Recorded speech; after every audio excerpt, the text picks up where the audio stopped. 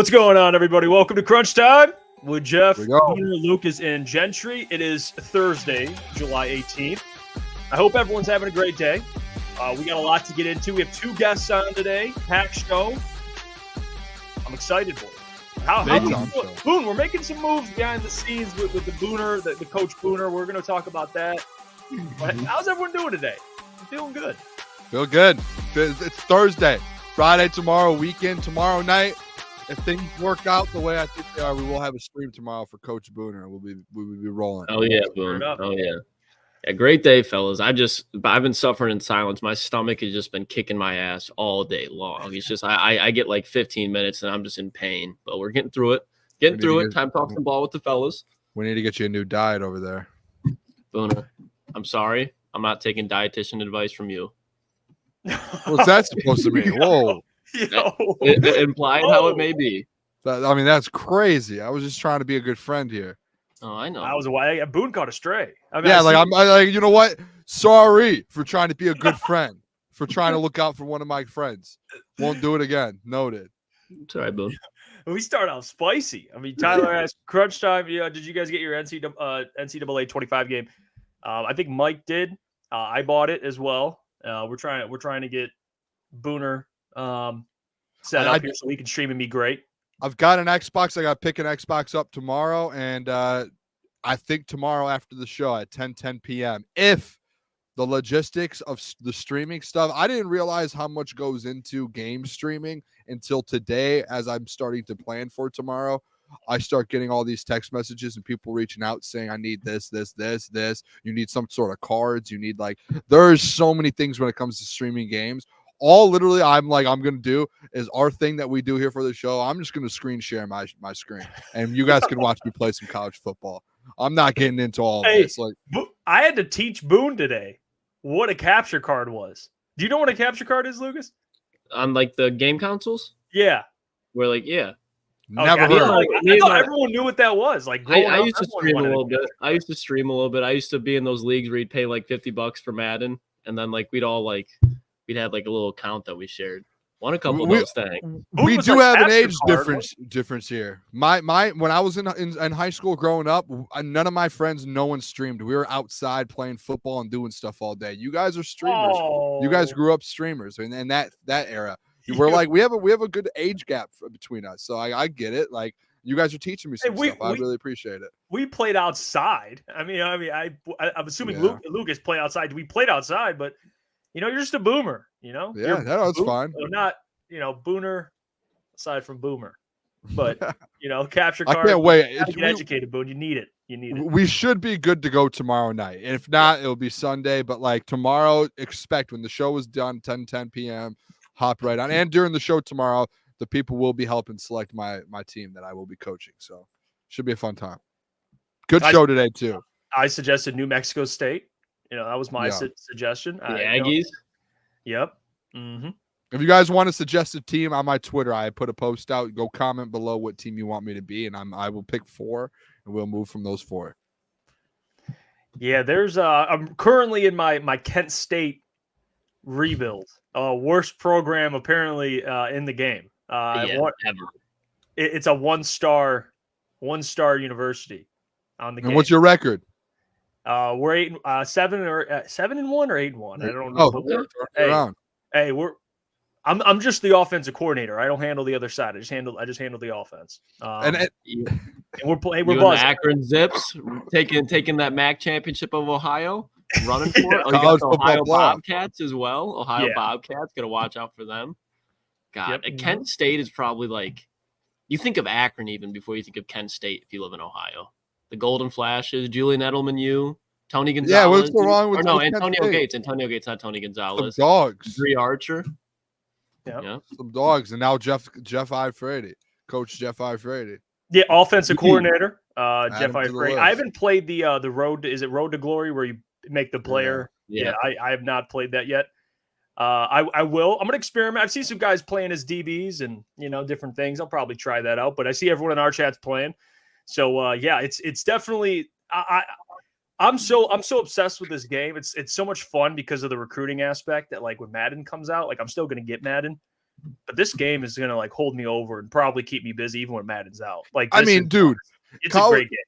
College football, it's been like 10 plus years since they've had college football. It's been so long, and it wasn't like Madden's always been big. The college football games, I don't know about to me at least, I liked playing it more than Madden. Like, I loved the college football. I would agree with that. Yeah, and the fact that like the better game of the two is the one that basically got canceled for 10 plus years is insane. And now that it's back, it's like, I don't know if Madden's going to take a hit this year because maybe people will buy it, but no one's playing Madden all year. I'm going to play college football until January. Like, anytime I turn my system on, it's going to be college football. Like, there's just something about that game, whether it's similar to Madden or not, that it's just like, it's dude, I can't wait. I cannot wait. And you guys are going to see me like literally play it for the very first. I have not touched the game. Tomorrow when I turn the Xbox on at 10 o'clock after the show's done and go stream, it will be my very first time. And I'm not great at video games, but here we go, boys. Oh, yeah, Boone. Yeah, defense is hard. I don't know if you guys already know that. Playing defense on this game is nearly impossible. Like, it's too hard. And I like to, Lucas, we've played in Madden. We face each other. Like, we defenses, and we played on Madden. But on this game, it's like, you're getting dotted up no matter what. I'm facing. They got Brady from FCS West. I'm facing Akron, and I'm just getting absolutely dotted up. And I don't know if it's because I'm Kent State or what. But I just simulate the defense. I don't know how you guys play in the chat, but I ain't messing with the defense until you have like a stacked team. Then you can play. If I'm the OC, I'm just playing offense. I'm not messing with it. Well, like I said earlier, we're going to have some guests on today. DoseOfDion will be joining the show. He's going to join at about 8:30, talk some training camp, talk a little bit about the Detroit Lions. We're going to have my good friend Eric Vincent join. He does great work, covers the Detroit Pistons for Clutch Points. Actually, an outlet I've been following forever, ever since before media. And he's doing a great job over there. He's going to join us in the second hour of the show to kind of break down Summer League and some expectations. He's never been on the show before, so it's going to be exciting there. We'll get into TJ Hockenson's comments. I know people in the chat like, oh, what did TJ Hockenson say? We're going to get to that in the second hour as well after we talk to Eric. So stick around for that because I don't know if too many people have seen it. It was on Bussin' with the Boys, but he had some pretty interesting comments, not only about getting traded, but what he thinks about the Lions now that they're winning and he's gone. So, it was great insight from TJ, a player that, he replaced with Sam Laporta. So, we'll get to that. Replaced by an all-pro tight end. Yeah, replaced by an all-pro tight end. Yeah, that's exactly right. I want to get to first, though, Jeremy Fowler. You know how we've been kind of breaking down players that executive scouts, coaches rank in a top 10 list. There is after everything's all said and done, now that they've got through like all the positions they're getting through, they've now totaled what team has the most top 10 players, according to executives, coaches, and scouts, based on every list. Because every list we've reviewed, we've had like one Lion on it, a piece, basically. And did you know that you just froze there for a second, Jeff? I thought I was having Wi-Fi issues. Now that the lists are done, the Lions have tied for second, the most top 10 players. 49ers came in first with 9. Lions have 7, Chiefs have 7, Ravens have 7, and then there's 3 teams with 6, Eagles, Texans, Browns, and then the Packers with 5. So top 10 players according to, executives, coaches, scouts, and that's all throughout the position. So they have 7 top 10 players at their respective positions, and we're going to break down some of what the players are. I mean, we've reviewed tight ends, which Sam Laporta already, yes, of course he is. Yep. Penei Sewell, we've reviewed tackles, Jared Goff, quarterbacks, I think the running back list, which I think Jameer was on that list, if I'm not mistaken. I think he was. Frank was 7. Yeah, he was on that list. Okay, Frank, interior offensive lineman, safeties. Brian Branch was an honorable mention, but he wasn't officially on the list. And then defensive tackle, they didn't have anybody on that list. But again, the Chiefs had more. Fellas. Hutch is 6. Who's 7? Yep, Hutch. 7 would be Amon-Ra St. Brown. Yes, wide receiver. Yep, Amon-Ra St. Brown. So 7 top 10 players at their respective positions. And I guess how many are on defense? You'd go Aiden. Yeah. That's why it's a builder. It's time to build. It's a young defense. We can agree there. Young defense. They don't have, all the top 10 players, but offensively they got 6 top 10 players of their respective positions. But only one defensive player, boys. Only one. Do you have the list there, the tweet? Because I guess we could just name them off here. Because I'll show it. Do you mean the list of the Lions or the list of the teams there? Yeah, because if you just look at the top there, I think there's something we talk about a lot going into this season is who's contending for Super Bowls, and you see at the top there, and you guys know me, I'm a betting guy. I love to gamble. I'm a gambler. You could take my advice, but I'm not a professional. I want to throw that out there. But if you see at the top there, the top 4 teams, those teams right there, 9, 7, 7, and 7, those are all the teams with the top Super Bowl odds to win to go out there and win the Super Bowl in 2024, 25. The 49ers, the Lions, the Chiefs, and Ravens. I think it shows the better roster is always going to be the one that wins the Super Bowl and has a chance to win it. And one thing that I thought of when I saw this list is the Lions coming from in 2021 being 3-13-1 and Brad Holmes going out and completely turning this roster around. Do you guys remember in 2021 how bad that roster was and how Brad and Dan, they even say to this day, they were I think one of them actually said it recently. They were like, dude, this roster was tough. It was who was it that one of the guys in the front office, I can't remember who it was, mentioned that roster barely it might not have even been a UFL roster. And they ended up turning that thing around from 2021 to now, and they have 7 guys in the top 10 with the 49ers, Chiefs, and Ravens. I went back and looked at the records in 2021. The Chiefs, 12-5. The 49ers, 10-7, and the Ravens, they were 8-9, but I think Lamar might have been going through some injuries, or they had some injuries on that team that year. So, those teams were all contenders 3 years ago. The Detroit Lions were not. Brad Holmes deserves so much credit to be just looking at this list. It just makes me just think how much Brad Holmes, and shout out Tom in the chat, said Chris Spielman. It was the Chris Spielman interview. I just remembered that. But shout out to I just think of Brad Holmes when I see this list because that man has gone out there and completely built up a roster and offensively for sure. And I think within next year, those same offensive guys, those 6 guys are going to be in the top 10. There's going to be guys next year that go into the top 10 at their position in that Lions defense. Hutch, Ali McNeil, you hope makes that jump and becomes a top 10 defensive tackle. Iffy or Kirby, you hope Terrion or Carlton Davis gets in there. Brad, this just screams Brad Holmes to me. And you have one of the best rosters in the NFL. If you don't think you can win a Super Bowl now, this list, welcome, you're here. Yeah, this isn't even hitting on, Jeff, you kind of talked about it already, but how young this team is. Defensively, there's probably going to be 2 or 3 players that pop up on the defensive side of the ball. So I could see this list going from 7 to 9, just like the 49ers have this year with the Detroit Lions. You look at the 49ers, Brandon Ayuk could possibly be gone even if he doesn't. You look at Debo, I don't know if he was on that list, but the 49ers are definitely a team that I think are at their ceiling, and I don't know if they're going to get any better than they are right now. The Lions, and I think you could argue the Texans and the Packers. I would say maybe the Browns, but not so much, are the teams that are on this list that I think can continue to get better. A lot of these other teams I think are capped out. I'm trying to think. So there's 7. So we have Laporta, Hutch, Amon-Ra, Panay, Jared, Frank. Who's the last one? Amon-Ra. I said Amon-Ra. Let's say it again. Amon-Ra, Frank, Panay, Hutch, Laporta, Jared, Frank. That's 6. Who's the 7? Jameer. Oh, Jameer was on that list? Yeah, he was 7. You know what? Okay, I just wanted to real quick to make this point. Out of the 7 players, Brad Holmes has actually had a hand in acquiring, well, not just drafting 5 of them. Jared Goff was traded for, which I'd still give Brad credit for. Even though Matt wanted to go there, traded. And who was in LA when he got drafted? Yeah, and then Brad also Holmes. Frank was there. So 5 of the 7 drafted players are directly from Brad. It's not like a bunch of players were inherited. Yep. So I think that deserves even more credit. He's finding these guys, Panay, Amon-Ra, Hutch, Laporta, Jameer, all under the age of 25, are top 10 at their respective position. That's absurd. Just putting that out there. And 2, it's not even just he drafted them. Brad's been in Detroit for 3 seasons. It's not like he's been here for 6 years and these guys have gone into their primes and they're 27, 28, just getting into their prime. And they're now about to be at the best in their career. No, these guys are in year 2, year 3, and they're already on top 10 lists at their position group.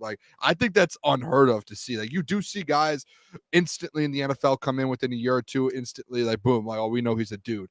But for you to have 5 guys in a 3-year span, basically 3 draft classes, if you want to take away this last draft class, like three draft classes essentially, that's even crazier. Like he's been able to find talent that's able to play instantly.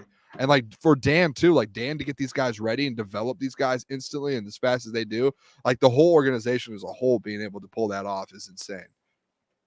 Do you guys believe, or who do you believe can make a list next year? Who's like on the cusp that you believe can get over that hump next year at this same time when they do these? Who will be added, assuming none of these guys fall off? Obviously. Oh, there's an obvious one, right? I mean, there's a couple. Go ahead, say yours, Boone. I think the obvious one was the guy that was honorable mention, Brian Branch. He instantly. If he was an honorable mention too, wasn't he? He was receiving votes. He received votes, so he may be him. But like Brian Branch will, and I don't think any of those other guys drop off of it. So that puts you at 8 or 8. Yeah, right? Because you're at 7. I really think just it kind of fits along with my narrative. I really do think. I think it'd be at the 10 spot. I think Alex Anzalone definitely has a chance of cracking this next year because he's going to put together 3 solid seasons, and I think he's going to be out there and he's going to have his best career season. And he was a guy that was going to be a Pro Bowler before he got hurt. I think it was either the Raiders or the Broncos week, but I think this is going to be a guy that this defense is going to turn around. There's going to be a big spotlight on this defense, and obviously it's going to be Aiden Hutchinson, Brian Branch in the secondary, but then you got to look at the middle of the field and the green dot and who's the captain, who's the guy wearing the C. So I think Alex Anzalone honestly probably played like a top 10 linebacker last year, but people still had that narrative when he first arrived in Detroit in his days in New Orleans where he was very inconsistent. And Alex Anzalone last year was very consistent. And I mean, Jeff, we always talk about the narrative about cornerback 2s. Terrion Arnold, if Carlton Davis goes out there and locks up, I think you could have either Carlton Davis or Terrion Arnold on this list next year as far as top 10 cornerbacks in the league, because this whole defense, we talked about it, fellas, it's a top 15 possible defense, and it was probably a bottom 10 defense last year as far as just overall personnel. I don't hate it. What about Jack Campbell? What about I think I like Jack over Anza. Let's boys, if we're being real, like, and we talk about it, Alex Anzalone, do you think every year since he's been in Detroit he has gotten better? Yeah, it's not even year was rough. Yeah, the first year was rough. Yes, man. Then look at the steps that he's made. He has gotten better. Yes, this is a guy we talk about. This is definitely a guy that's going to be contemplating retirement soon. He's going to give this year everything he has. You talk about Jack Campbell's a very good talent, but it was obvious last year the game needed to slow down from him. Alex Anzalone, he's getting faster. You can see that the game's already slowed down from him, and now he's gotten more confidence since he's been in Detroit. He's a guy that can play the run and the pass consistently. Not saying that Jack Campbell can't, but I still think that you're going to have some struggles from Jack Campbell just because you saw a lot of him last year. It's not like he's just going to go in there and not struggle. I think Jack Campbell is a guy that's going to have a lot of success this year.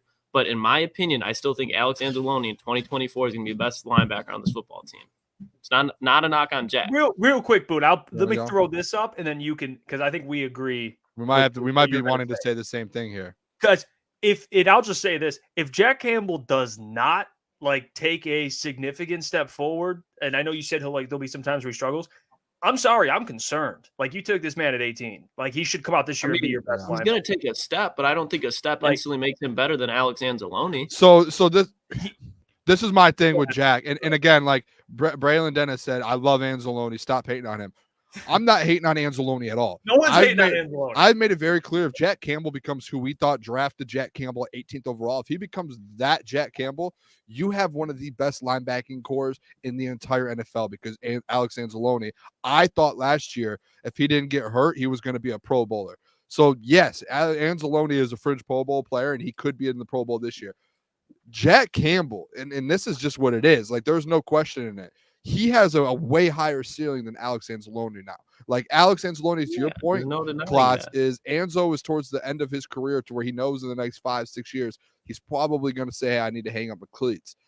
But that doesn't mean he's just going to keep getting better and better and better and better every year. There's a point to where it's going to be, hey, we know what Anzo is. He was very, very good last year. Extremely good. Again, I thought he could have been a Pro Bowler if he doesn't get hurt. But Jack Campbell, to your point, Klotz, last year, he had a lot of mistakes, and you're like, well, if he's making those mistakes this year, the reason he got drafted 18th overall is because, one, he has every skill set, and his ceiling is so high. Number two, his mindset and what he's all about is completely different than any other player in any linebackers that are drafted in the second, third, fourth, fifth round. That is a man, when you saw his interviews where he's like, I'm going to fix. I know exactly what I did wrong last year. The game was so fast. It slowed down towards the end of the year, and he was playing significant snaps down the stretch in the playoffs in the NFC Championship game. He knows now exactly what he needs to work on. I have all the faith in the world that if I draft a linebacker 18th overall, that he's going to be able to adjust in the offseason and say, hey, this is what I need to fix. And he comes in, one of the best linebackers in the league year 2, and showing people what he's about. Because the reason you took him at 18 is because of his size, his skill set, his how smart he is on the field. Like, he has everything there. And that's not that Anzo doesn't have that, but that's why he went 18th overall as Jack Campbell's, because he has that like Luke Kuechly type deal where you can get to that point and be that type of linebacker. So like, he should get that this year. Like, he should take that jump. Like, Mina Kimes was on the heavyweights and said like she was disappointed in what she saw last year out of him, but she expects him to actually show up this year and be the Jack Campbell people thought. So like, if I had to pick one to go on the list, I would do Jack Campbell. And two, that's because like Anzo wasn't even on the receiving votes list. So like, at that point of your career, like, I think he deserves a Pro Bowl. I think he deserves the honor and like the all everything that he has coming to him. But there's that point to where you don't get passed up and it's like, hey, they're going to like, Jack Campbell's about to come beat you out in tackles this year. He's going to lead the team in tackles over you. Like, that's just how it like. It's like, that's kind of the passing of the torch, but they're still both elite. I don't understand why Jack Campbell can't take a step and Alex Anzalone can't get better either. That's where I'm like if one gets better, it's going to help the other. And Alex Anzalone is going into the season as the linebacker 1. Jack Campbell is going to fix a lot of the things that he messed up on. I don't think Jack Campbell could still have more tackles than Alex Anzalone. That doesn't by default make him a better linebacker, in my opinion. Jack Campbell in his career will probably go better on to be a better linebacker. But I think and I'm not saying you guys, but I think right now it's like, if you took Alex Anzalone off this defense last year, like, I don't think not you guys, how bad this defense would have been. Like, Alex Anzalone was one of the most underrated linebackers in all of football last year. I think if you replace him with a guy that can't cover, this defense is screwed. If there's a guy that can't fly sideline to side like Anzalone, this team is screwed. He made plays in the passing game, both with tight ends, running backs, and wide receivers. So I get your guys' point about Jack. That's where I don't think – I'm with you. Like, I'm with you 1,000%. He's going to be a more talented player. But right now, I think Alex Anzalone is a guy that does have intangibles. Like, people act like he's slow, can't cover, can't do any of these. I'm not saying you guys are. Real quick, John, I just want to bro, I just want to throw out, I don't think that's what we're going at all. Like, I think Alex Anzalone is elite. Again, like, my point, he was a Pro Bowler last year. I would have selected him to the Pro Bowl. So who do you like? My point is like, who do you think's more likely to be a Pro Bowler / All Pro next year, Jack Campbell or Alex Anzalone? I think Jack Campbell, because I think they both can take a step, but I think Jack Campbell's step is that much bigger. Like, he has that ceiling and he's younger, and he has that ceiling to where if he takes a big step, his big step's like this. Jack Campbell's is like this, or Jack Campbell's is like this. Anzo's like this. Like, there's like a little like he like just I agree, like you but said. There's already a gap there. There's already a sizable gap there. That's why I think if Alex Anzalone improves at all, I think Jack Campbell probably reaches that level, and that's a damn good linebacker in the NFL. Like, if we're acting like if he reaches Alex Anzalone's level, like, it's a disappointment. Like, if Alex Anzalone and Jack Campbell are playing at the same level next year, to your point, Booner, those are two great linebackers, but I think as of right now, Alex Anzalone, especially in coverage, is better. Especially identifying plays right now, better. I feel like you think we're hating on Anzo. We're not. Like, this is not a hate on Anzo. This is like Jack Campbell's going to be. No. Listen, no one. Just because we disagree on who will be the better player, no one's hating on nobody. All right, Lucas likes Jack. We like Anzo. The point I'm making is, and I think this is where it's really coming from, and I understand the point of Anzo taking a step forward. Like, I would bank on the 22, 23-year-old taking a step forward than the 29 turning 30-year-old. That's also my point too. Like, I think Jack Campbell, I think Anzo is a great player, but I don't think Anzo is going to take an all-pro leap at 30. Like, that's where I'm at. I think Jack Campbell in his young 20s, after a year of learning, and they needed Anzo, to your point, because the defense was bad. So they needed someone to hold it down. Anzo was that. So, I'm not saying his value isn't there or anything. My point, Lucas, is just I like the and if you look at least for linebackers, that year 1 to year 2 jump is super important. And I think this year the coaching staff is going to trust him even more for him to be out there a lot more. Like last year, there was times where you're like, Jack Campbell, he's clearly not ready. I don't think that's going to be a question at all this year. He's going to have mistakes, just like he's a human being. But dude, like in college, the biggest thing about Jack Campbell, I know it's the NFL, was his athleticism, his ability to cover. Like he can do everything Anzo can do, everything. like based on coming out of college, what people liked about him. So that's why I have more faith in him taking a bigger jump. Like I understand your point, like he's going to take a jump, but Anzo's still going to be the better linebacker. But I think Anzo comes out and still has the green dot. He's calling plays, but I think Jack, you'll see at the end of the season, you're going to be like, holy shit, this guy, he's arrived. Like that's what I think about Jack Campbell. Like I think he takes that leap. And I don't think Lucas doesn't like, he's not saying he doesn't like Jack Campbell. We're not saying we don't like Anzo. But that's what I think about Jack, man. I think he's take him at 18. I think he's got a lot of potential, and so do you. But I think you see it this year, in my opinion. We shall see. You're gonna have a hell of a linebacker duo. Like we agree there. And Derek Barnes coming off as that third, like it's a great linebacking room, and Rodrigo, like it's unbelievable. Yeah, and to this point too, I mean, Tyler says Anzo never had the secondary and the addition of Reader, so like he's going to benefit too. And you got to think too, Jack Campbell was making all those mistakes last year. He was playing a position he's never played before. He was put in a spot that he's never been in, and he struggled a bit with it. Mm-hmm. Yeah, I think that it's crazy how even before Dan and Brad, like the linebacker position was like such a concern every year, and now it's a strength.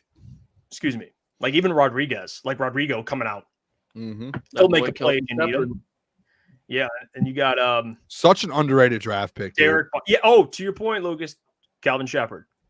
Future potentially DC that you claimed like what, a year or 2 years ago. I mean, I was like, he's a dog. He's a dog. Guy can lead men. The guy can lead men. Listen. The leader of men.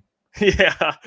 He's a leader of men. Michael says Jack Campbell's life is ball. I'm not worried at all. He's going to be great. I think the real one to discuss would probably be Derek Barnes. Like I mean, he's probably the one that gets, And he had a good year last year too. He took a little jump forward too. Like he did. So I'd say it all the time when it comes to that the Derek Barnes season. If he would have sacked Dak Prescott and got that safety, I think a lot of people have a different outlook at the season Derek Barnes had. One play. That one play. And he had the interception to go to the NFC Championship game. So, like, but still people, like, if you ask them about Derek Barnes, they'd be like, oh, did you see that missed tackle versus Dallas? It's like, dude, that man had a career year, and he had the interception to take it to the NFC Championship games, and people still just, like, that man missed Dak Prescott in wide open field, man. That was a disgusting play, though. That was tough. It was tough, but he had a year. It wasn't even like closing his eyes trying to tackle him. It was bad. What makes it even worse is the was it Vildor or Cam Sutton on CeeDee Lamb? Was that Cam Sutton or was he? Oh, the guy! Oh my gosh! But yeah, CeeDee Lamb was wide open. What made it worse was it wasn't like a 10-yard completion, like out of bounds. Like CeeDee's waving. He's waving to the. It was like a 95-yard touchdown pass. It was so bad. Yeah, absolute dart. Like that was literally like a play out of Madden, where it's like you're on like rookie level and you're. I made that same play in NCAA earlier. Like that's literally what I mean. What happens to me when I played. Yeah, when I play defense and I try and tell you guys I play with you guys all the time. I'm mad. You guys see my defense where I like just spam the tackle button and my guys just flying around and just like missing them. That's like Derek Barnes with that. Someone just accidentally just kept clicking the square button. Yeah, no, I mean it's fair. Booner, you know what? Maybe you're not the best Madden player, but you play with a lot of heart. I do. Yeah, that's why this series you're going to do is going to be a lot of fun. You're going to play with a lot of everything goes with heart for me, man. 100% at everything I do. The Dan Campbell way. If I was in the draft, I bet you I'd be at the top of the board. I'll tell you that. Yeah, you'd be your Campbell guy. Yeah. Mm-hmm. Big M says Campbell's physical attributes far exceed Anzalone. Yeah, Anzalone. Anzalone did get his feet stuck in quicksand, and then after like the first year, I'm like Anzo running, he's see ball get ball. Like you saw the Anzalone. I mean, do you remember that sack he had early in the season? He just came out of nowhere. Just was like on Desmond Ridder to finish the. Or no, that was Jack Campbell. Who did he have? It was on Geno, I think maybe. Geno in the fourth quarter, I think too. And just like Geno's like running and just like no one's around him, and then all of a sudden you just see Alex Anzalone appear out of nowhere, just flying. Because this is like when I think of it, and I'm not trying to rehash the conversation. It's more so just like I want to get your guys' opinion on it. If I'm thinking on just like a 1 through 10 scale, I would probably rate Alex Anzalone last year, and I'm not basing it on all, I'm just saying for the Lions. I would probably give him 8 out of 10 as far as what I expect him. Jack, just being brutally honest, I'd probably give him like a 6 or a 7. I think Anzo can jump up 1 spot to maybe like a 9, and then Jack Campbell can jump up 2 to 3 spots and be at an 8 or 9 as well. So that's where it's just, I think they're going to be damn near level. And then at the following year, I think that's when Jack, he's going to arrive next year as far as being a legitimate NFL linebacker, but a premier NFL linebacker. You're talking about the Patrick Queens, Roquan Smith. If he's going to enter that category, I think it's in year 3. That's fair. Well, I know someone who can give us more of an insight on this, and that is, and you guys are very familiar, DoseOfDion, our good friend Dion, who joined the program before, and we're going to have him on again. So please welcome to the show. You can check out his stuff, DoseOfDion 2.0 on YouTube. Man is grinding. Here we go. Please welcome to the show, Mr. Dion. Dion! Hey, yo, man, I'm fired up. Dude, I'm jumping in here, and immediately we're talking about Derek Barnes missing a sack. I'm like, let's get it going, baby. This is going to be a good show. How y'all doing, man? We're doing good, Dion. Doing we appreciate great. you. That's a hell of a way to enter a show, though. I can't even lie. That's tough. That's how I entered the show. Right away on that. As soon as I got in, I was like, all right. I'll ask you. You know, it's a good question to set you up with. We were just kind of going back and forth, Anzalone versus Jack Campbell. I want your thoughts on just Anzalone in the progression. He's played a lot better the last 2 years than he did his first year in Detroit. And then Jack Campbell, who do you think by the end of the season will be the better linebacker? Do you still have faith in Anzo to keep that play at that high level? You think Jack exceeds and is better linebacker? Yeah, that's a good question, man. I like the little graph that not a graph, but the way he explained it is like I would have him like a 6, but he could get up to the 9. That feels like the most fair, I think, way to judge it. I would say I'm probably in a similar kind of way. Now, I'll say this. You know, we know they play 2 different roles, but Alex has shown us that he could do both. And like you said, Alex has taken off, man. Duracell's been holding it down for the Lions. And over the last couple of years, it's been like the key plays. He's been making clutch plays. Every single game, you'll find at least one. You're like, that was awesome. He saved a huge play there. He made a huge 3rd down stop. He's playing extremely fast right now. I think his play speed right now has taken off with the Lions. Everything he does is fast. But you also know where there's limitations. And it's just like those areas, okay, he may not be great there, but we're never really going to get great in certain areas. So it's like Jack Campbell's where he can kind of clean everything up because Jack Campbell has the ability to bring everything together and really kind of minimize any of those weaknesses that you may see from that second level. That's how I look at it. I mean, last year, where Jack Campbell went from the beginning of the season, like you guys were talking about Derek Barnes, and he's gotten so much better against the run. He's had to play different positions. Jack having to do that last season, right? You see Baltimore, it's like, what is this guy doing? He was on the line of scrimmage. He just seemed lost all the time. And by the time you get to the end of the season, it's like, okay, he's in his natural spot. He's playing the heck out of the run. And it was still like you still step back and you're like, I still don't think he's taking on blocks that well, but he's still doing his thing. He's all over the ball. He's racking up tons of tackles left and right. That's what usually the elite linebackers do is they just rack up tons of tackles. And then that's all the coverage stuff, right? That was the hype out of the draft. It wasn't like he was going to be a matchup piece maybe, but it was like, yo, in coverage, he's so smart. He's so lengthy. He's just going to get everybody's passing window. And it was like last season, that was the area where I thought he just didn't feel natural. He didn't feel instinctive. Like he wasn't just like flowing and finding receivers. He was kind of just dropping to spots. So I'm just really curious to see where he goes in terms of the pass game. You know, if you want to play more man coverage, where can they find those matchups? How smooth does he look in those? Because his body control is off the charts, man. You can see that back in training camp before he played. Like the guy just didn't go on the ground. It was weird. Like he was never on the ground for a guy that's 6'5". Like, you know, he would run, cover somebody up, and then he was just kind of stumble, but it's like, hey, he's still standing up somehow.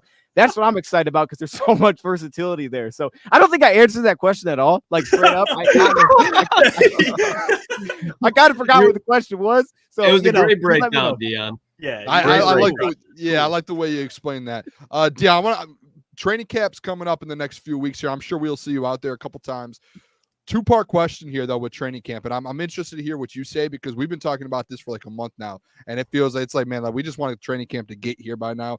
But the 2 parts here are, one, what matchups are you kind of looking forward to the most to kind of see kind of play out heading into the season? And 2, is there like a breakout player that you're sitting there kind of looking for at training camp, a younger guy that you're just like you really want to see and see if he kind of takes that step forward? Yeah, that's a good. I mean, first off, where I went first immediately is offensive line. I know it's probably like the most boring one, but it does feel like it's going to be an absolute battle there because to me, I look at the offensive line, I say backup tackle's up for grabs. I know Dan Skipper's here, but you look at his contract, it's not like the dude's locked in. He can't go anywhere. I don't think he will, but that position just in general, right tackle, left tackle, can he play both? It seems like that's completely up for grabs and maybe they'll add somebody to that spot. I don't know, but it seems like it's wide open. And I think the with that position, there could be so much flexibility. Like Colby Sorstel, who were like, he's going to be a guard, but he played right tackle. First time we see him, he's playing right tackle against Atlanta. So I look at a guy like that, and I'm like, well, maybe if he can show some of that, there's a role. Connor Galvin played well, just very limited snaps. Is like, can we add on to some of the things that he doesn't do well? I think the whole backup offense line battle is fascinating. I don't really expect like Manu to be someone that we're really going to see this year, and I kind of hope that's the case, right? Hopefully we're healthy, but I expect those two to make the team. Like both rookies are going to make the team, I think, somewhere. So it's like you're really battling for 8 and potentially 9, and it may not go any deeper than that. So it's just so many players battling for so many limited spots. Like Sorstel's a draft pick. Here come 3 to UDFAs, and you're giving out guaranteed deals. Throw Dan Skipper that mix. That entire battle to me is fascinating. That's the one I'm most excited to see because someone's got to show that they could probably play multiple positions to stick around. That may be the separator there. And then a specific player that, man, I mean, honestly, Jack Campbell's really up at the top of the list because it's kind of like when we hit the offseason, I felt cornerback could make the biggest impact. Lions went all in on that because I felt like that could change what we are defensively. And it'll be cool to see where those guys are at right away. But I think that guys like Taron, I mean, they can play right now. But Jack Campbell could absolutely take off to the point that we just talked about. But to maybe go with like a little bit of a lesser name, I would say Antoine Green. Antoine Green, because Jamison Williams has the role to step into, but then beyond that, it's an upside guy, Donovan Peoples-Jones. I think they're looking at it like that, right? They basically resigned him off of 8 receptions. It's not like the guy was cooking. It was like, did you see that game? He had a couple receptions here and there, and, you know, maybe they like some of those reps, but it's like, what did he do in Cleveland? What could he become? So for me, it's Antoine Green because we didn't see him like at all last year outside of Baltimore, and it wasn't great. And we hear good things about him. I just don't have anything to really look at. So this will be another opportunity to actually look and see what he brings with hopefully he's getting reps against guys like Emmanuel Mosley or something like that. Like it'll be an actual legitimate cornerback, even when you get into the depth. Amik Robertson, it's going to be a challenge for him. And kind of sticking with that secondary, and it kind of goes along what we've been talking about as far as the competitions. And even in camp, when you look at this safety room, Dion, and I'm more so looking at this question as in the playoff times when you're going up against in the divisional rounds, the NFC Championship game, and hopefully the Super Bowl. Who do you think is going to be the 3, or I should say 2, and then possibly 3 safeties that are going to be out there the most? Yeah, it's a good question because I can remember last year, like it was like who was it? It was a dude from Carolina. It's not Kyle Duggar. I can't think of who it was. I'll remember it was the big safety, and it was like when he came available, it's like maybe they should just sign him just to have some sort of matchup piece. Then obviously they didn't need to do that. CD News kind of came back into the mix, but for me, it's obviously kind of just I look at it like this. Who are the best 6 that Lions feel like they can get on the field? Because, you know, a lot of teams are going to be playing 3 receivers at least. That's just how it goes in the NFL now. So I just look at it from the perspective of what are the best, basically 6, 5 that I can get on the field. And is that best lineup Brian Branch at safety and say Amik Robertson or Enos Rakestraw? Because you're saying by the playoffs, I mean, by that time, you should have a pretty good sense of where those guys are at, even though it's year 1. Is that the best lineup? Or is the best lineup Brian Branch, hey, you're still sticking in that slot role a majority of the time, and when you're not out there, we're actually going to roll with Iffy and we're going to roll with Kirby Joseph? Or are you going to take somebody's spot and you're essentially just not coming off the field? So someone's not going to be on the field, whether that's Amik Robertson, whether that's one of these safeties that we like, or that's Brian Branch, and we're going to be like, man, that guy should be on the field. So that's what I'm excited to see because there's so much flexibility it feels like you have there because of Brian Branch. That's just going to come down to who's the best. But honestly, out of that room, I don't want to go too far with this. I'm just really curious to see what happens with Kirby because I think what Iffy to me, like, you know, you walk away last season and there was no way you're like, man, Iffy, I don't know. It's like, no, that dude was awesome. Okay. He just has to, if he does what he did last season, I don't see how he doesn't get re-signed unless they just cannot financially afford him.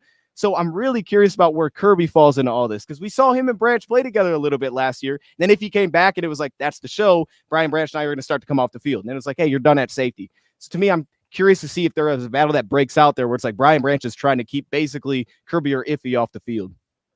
I know a player who I'm excited to see this training camp to see if he makes it to the season. That's Levi Onwuzurike.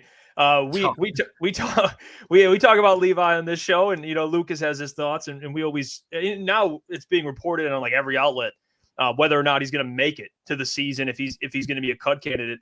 What are your thoughts? And then he's been pumped up through minicamp and OTAs.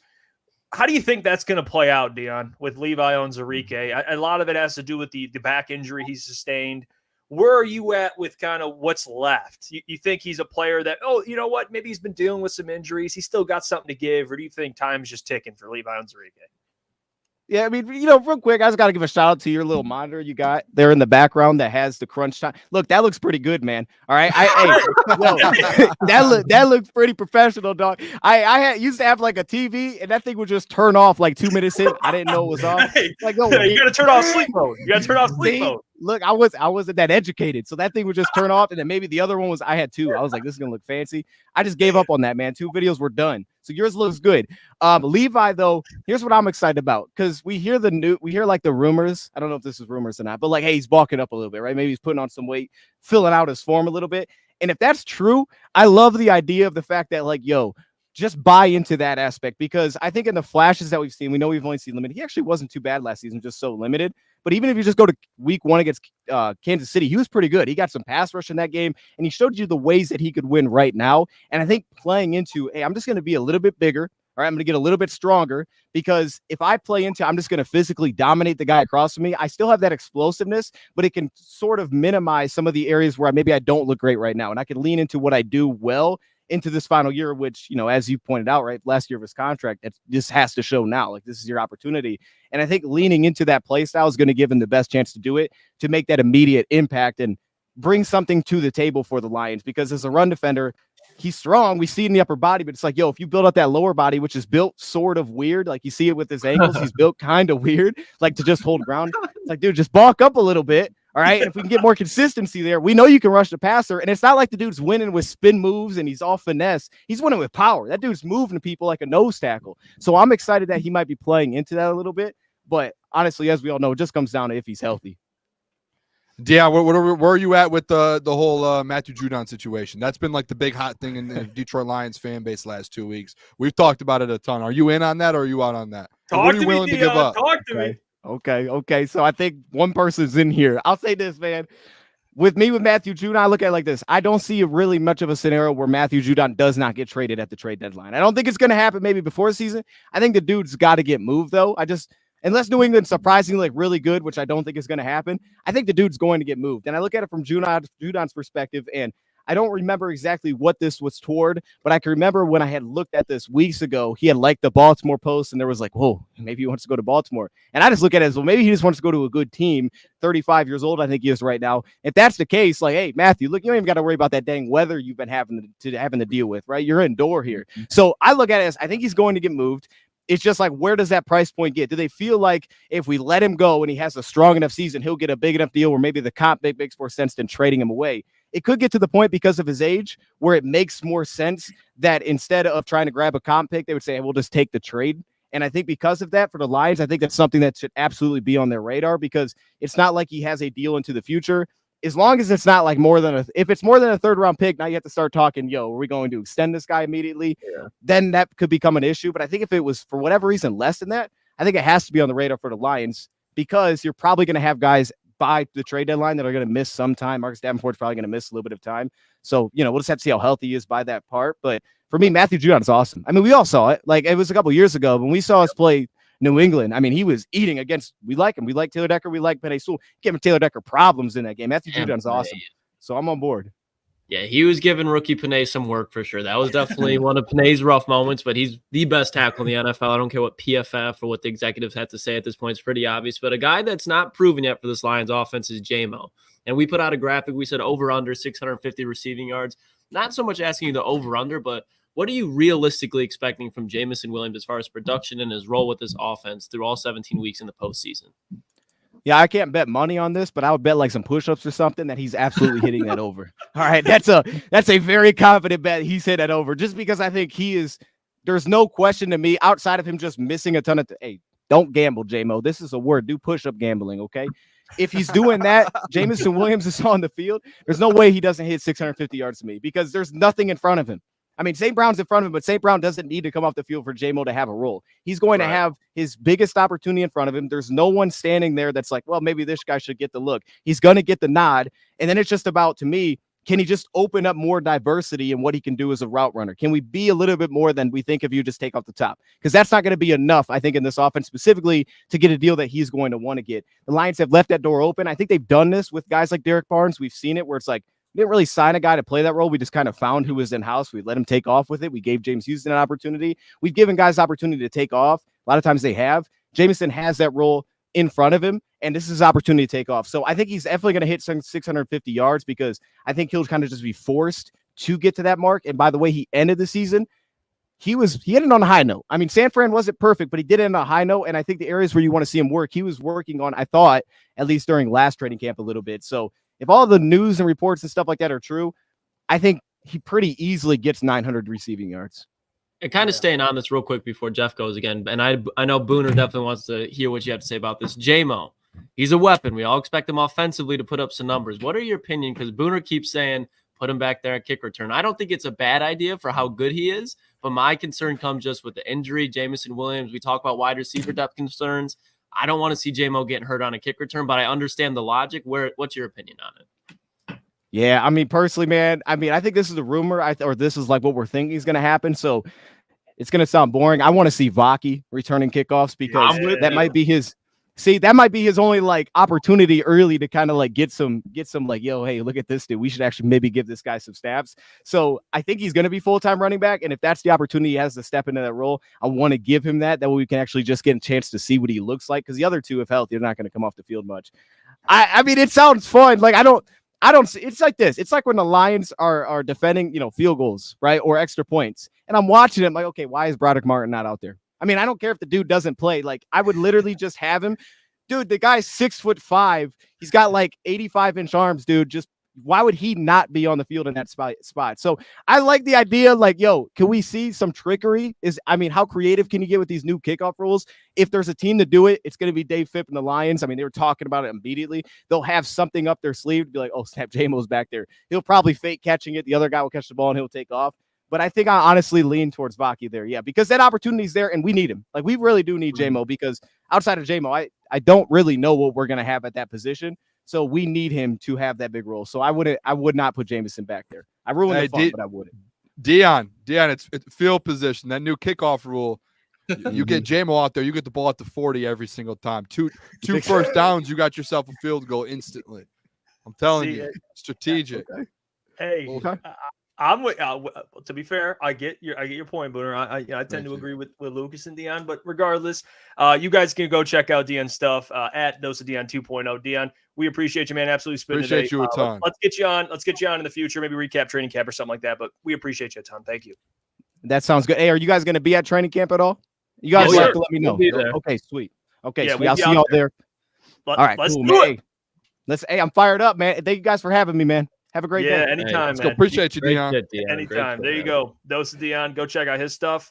Link will be in the description. Like I said, we're gonna have Eric on at 9:00. He'll be talking some Pistons Summer League. But man, appreciate Dion. Great legend, stuff, man. He's so locked in. Well, I'll give Dion credit for, and I don't think I'll ever be able to. That motherfucker can talk fluently. Like, he does not stutter, and he's a great talker, a very well spoken dude. So shout out to him. And you can tell that he does his research with stuff. He knows what he's talking about too when it comes to the Detroit Lions. Like, he is dialed in. I was excited when we had Dion on today. I showed you guys. I had like 8 questions here ready for him because like I just know Dion. Like he's so locked in with everything, and he has a good perspective and a little bit of a different perspective than most people do. And I respect it a ton. I respect it a ton. Yeah, I respect anyone that not only does this, like does what we're doing, like just talks about the Detroit Lions, but knows what they're talking about. Like a lot of people just, can talk, but can you make sense? Do you have substance in what you say? And Dion, not bore you to death. Yeah, well, some would say word salad. Dion, I'm slowly becoming on like a really, really small island with this J-Mo kick return thing. But everyone we ask about it, it's just like, no, I'm good. The doc was like, no, I'm good. Like, do you get why we're saying that though, Boone? Especially you being the wide receiver depth guy. Yeah, when Dion said that was the first time I think it actually hit me a little bit when he was like, if he goes down, you're sitting there at the wide receiver with, and that was when I think it first actually hit me. And I'm like, yeah, that's actually tough. Like, that's tough. And like I said, Boone, like if the Lions are 2 minutes left, Lions are down by 7, I do not have an issue of Jamison Williams back there catching a kick. But if the Lions are up by 7, middle of the third quarter, to Dion's point, and I don't even think you would have a problem with this at all either, but like you put Vaki back there, I think he's not every time the consistency of J-Mo, but he's going to be setting you up in good field position consistently. For sure. I guess I looked at it a little bit more so as like the kick return now is no longer like it is the kick return, obviously, but it's no longer a kick return where I looked at it more so as like another offensive play because the kickoff team essentially can't run until you touch the ball. So it's essentially like an offensive set. That's kind of how I looked at it. And Pat McAfee, obviously, special teams like enthusiast, a specialist doing what he does or he has done. And he was kind of putting it out there the same way, just saying like some teams are going to have to put like the Dolphins should put Tyreek back there, he said. And he was like, essentially it's because like if they can't run until you catch the ball, like you again, it's like you're getting that downhill momentum. It's just like that 49ers game, that end around, to where it felt like no one ran because J-Mo's in motion and no one takes off until J-Mo's already downhill. And he has 5 guys in front of him and that can tackle him, but no one can touch him because he's so fast and he just runs right through them. And it's like, that's how I think of the kick returns where, you might put him in some positions to where he's going to get hit. But if you have Jameson Williams and like a Tyreek Hill, the fastest guys in the NFL, just coming downhill at you, and you just are starting to move, like you're just getting off the ball, you're not tackling him. And you're going to get the ball at the 50, the opposite 40, the opposite 30, or you're going to score a touchdown every time.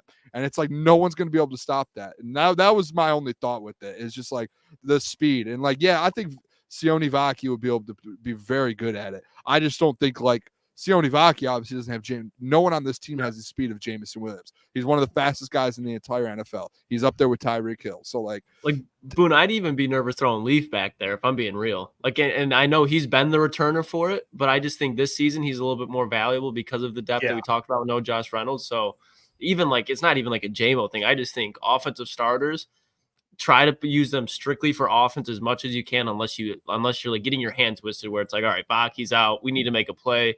J-Mo get back there. I better not see Jameer back there ever, though. You keep that boy Jameer on the sideline. Yeah, I do think Jameer's going to take a lot of hits too. Yeah. If Josh Reynolds would have re-signed, I would have been a little bit more fine with J-Mo going back there. To your guys' point, like if we had another wide receiver that we're like very comfortable with, like if we're not going through this Antoine Green DPJ situation to where you're like, hopefully one of these guys step up, and neither one did in minicamp, and you're like, what's going on? If we weren't going through this right now, then I would say J-Mo should be back there for sure. But like he's your number 2 now, and you have Khalif Raymond at 3, and you have no one else behind them that you like as of now truly trust. So I do get that point. Man, I wish we had another player that we could trust and we could throw J-Mo back there. It'd be amazing. Hey, Adam Thielen, bring him home. The thing with J-Mo is he's so explosive. Like there certainly is an argument. And we kind of already talked about it, and I agree with you guys. It's just how valuable he'll be this year. I mean, Vaki, I think the best point Dion made when speaking about that is the only way he's probably going to get opportunities besides special teams it is, but actually with the ball in his hands is returning kicks, like, and so I get like, if you want to get Vaki involved, who I don't want to see is DPJ. We saw that last year. I don't want to see it at all. Like, he would be, to Boone's point, though, that's a guy where he's been decent at returning. DPJ is a guy where he's longer. So if he gets up to speed, like if he gets his stride, he's going to be much harder to tackler because he's a bigger guy. But where you get people like that are 6'4", 6'5", moving, I mean, they cover 5 yards in one step. So it's just like he's going to be getting there too if he can get his stride going. I wouldn't hate it, but to your point, I would rather go a different route. Yeah. How old is DPJ? Like, is he past that? Like to where he's like 25, 27. Yeah, he's young still. Okay, so he's still young. Because in my head, it's just like he had such a down year in Cleveland. I feel like did he lose a step? But I don't think. Maybe that's just in my head. I want to transition here because before we have Eric on, Mike Payton, A to Z Sports. We've brung up some of his articles before. He came out with the Dark Horse MVP article, and you're going to want to see who he included. It's a very specific Detroit Lion, and he went through kind of an award predictor, assistant coach of the year, so on and so forth. Who's going to win the awards this year?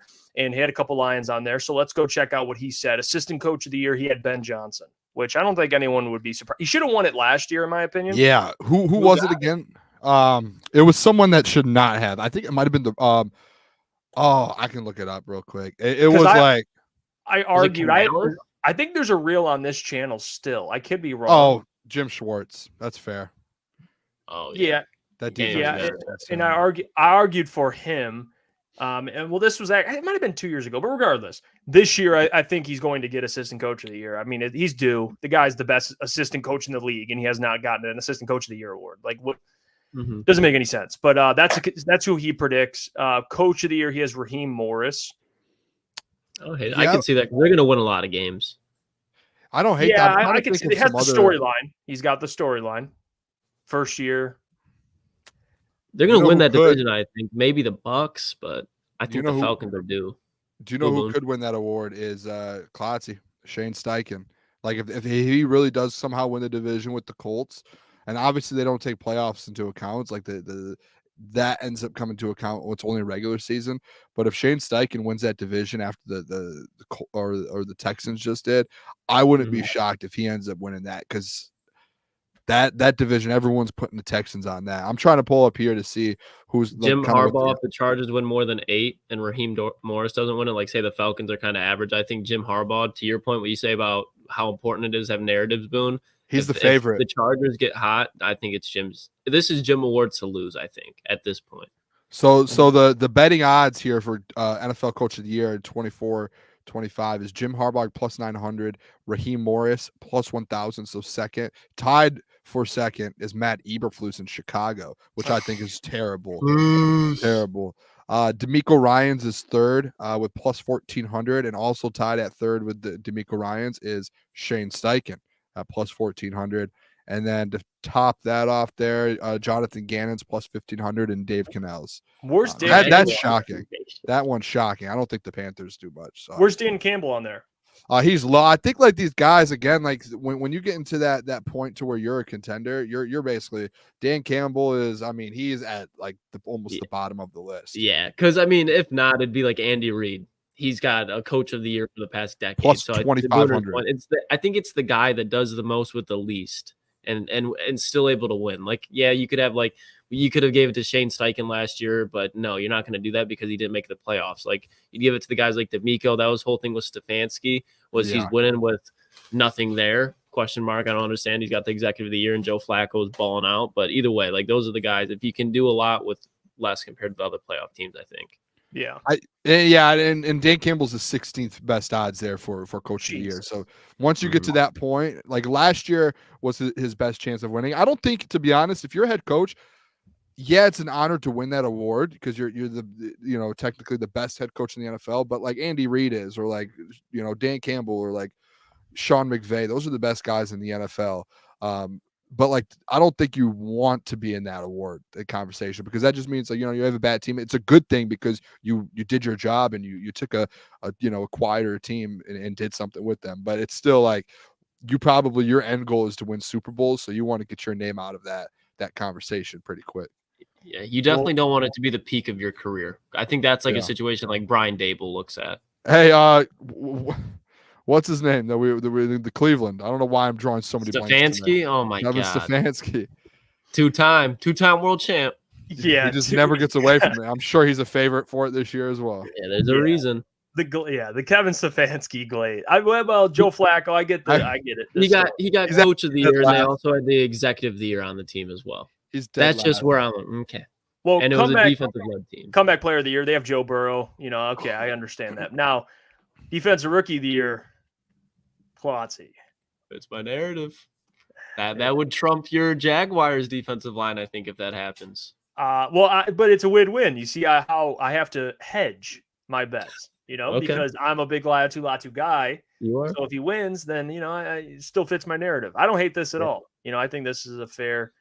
Hey, I had picked. Who did I pick? I don't even. We did this. Latu would probably be my pick. Oh, yeah. I can't remember. I can't remember who. Did you pick Turner, Boone? I feel like we picked an edge. I don't think any of us picked defensive backs. I think it was either Dallas. I think it was Dallas Turner. I think you did pick Dallas. We could be wrong, but I think so. Yeah, I think Latu is going to be one of the best. Easily, probably the best defensive player, obviously, but one of the best overall rookies. Before we're going to continue that list because there is a big award that has a Detroit Lions player on it that we're going to discuss after we speak to Eric Vincent, but he is waiting. So please welcome to the show a man who has been grinding, absolutely grinding covers the Detroit Pistons, a credentialed media member for Clutch Points. Good friend of mine, Mr. Eric Vincent. Eric, welcome to the program, my friend. How you doing? Man, it's an honor to be here, Jeff. How you guys doing, man? Appreciate y'all having me.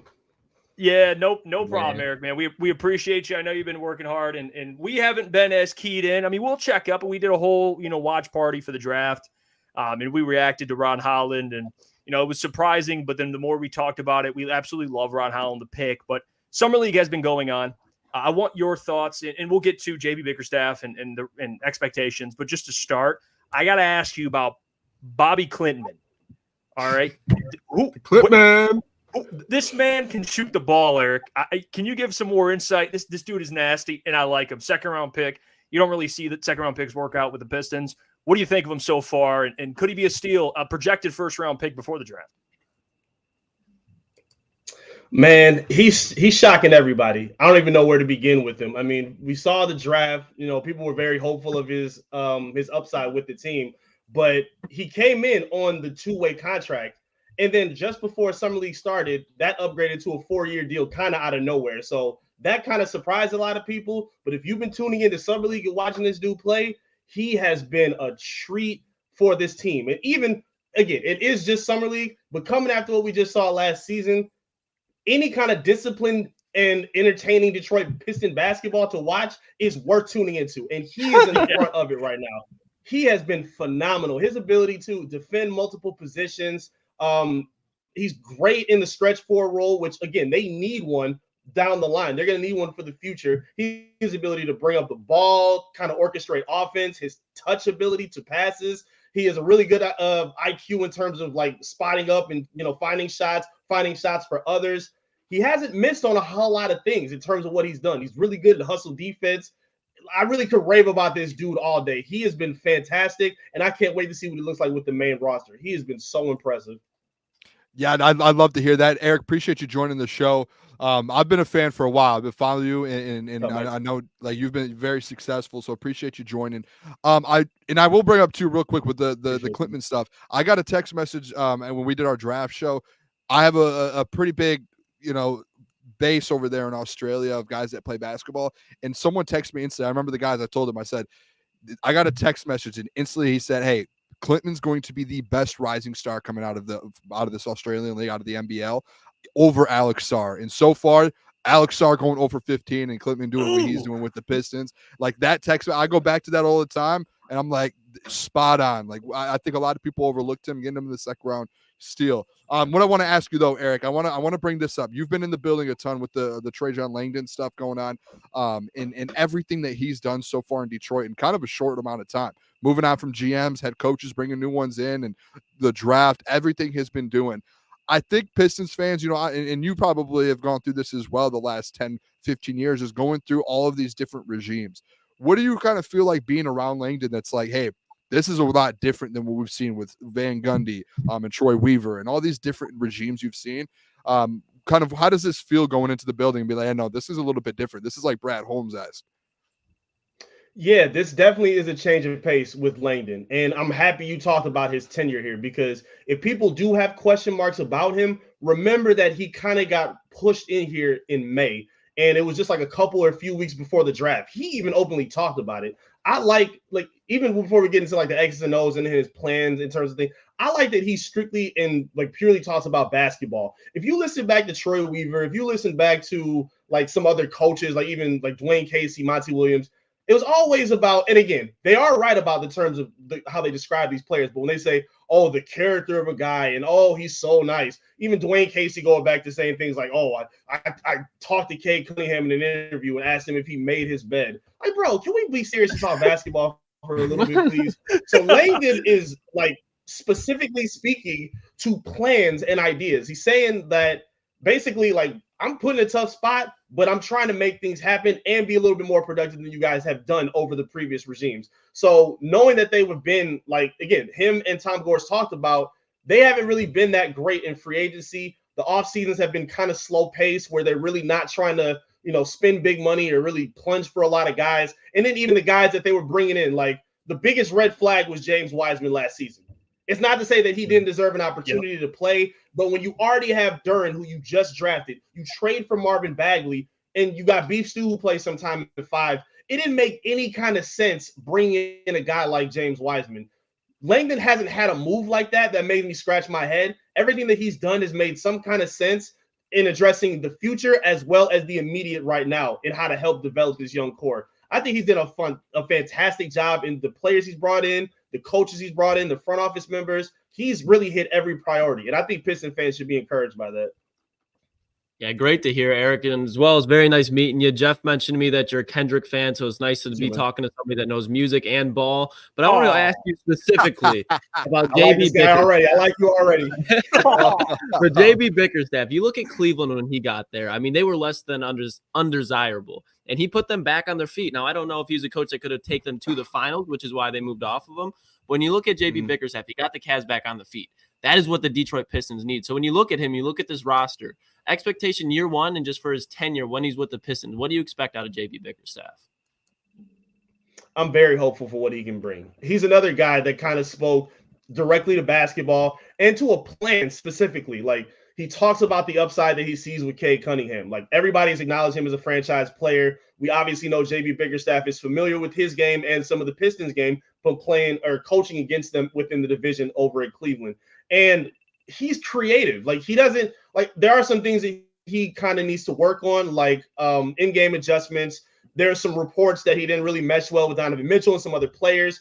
They're in a different position now where maybe his expectations are a little different from someone like Donovan Mitchell. When you're here with a young team like the Pistons, you are the leading voice, and they're going to be listening to you intently, especially knowing that he's the younger coach that they've seen in the tenure of like Cade Cunningham, Jaden Ivey, when they're going up for guys like Dwayne Casey and Monty Williams who are 60 and 50 plus. Like, it kind of gives a different dynamic to work with a guy who can relate better to players. Like, he even said it during his presser. He said, I'm in a fun situation, and I want to make this fun for these guys. So again, stripping the X's and O's away, we've seen this team. Ain't nothing fun about them as of right now, except Cade Cunningham, and everything else has been kind of sporadic. So he's been speaking directly to plans. He really wants to use his creative mind. Like, one thing I really liked that he did was how he used his defense with Cleveland. So we know they have, a small front court, but you have Evan Mobley, who's one of the better defenders in the league. They used to run a 3-2 zone where Evan Mobley was at the top of the key,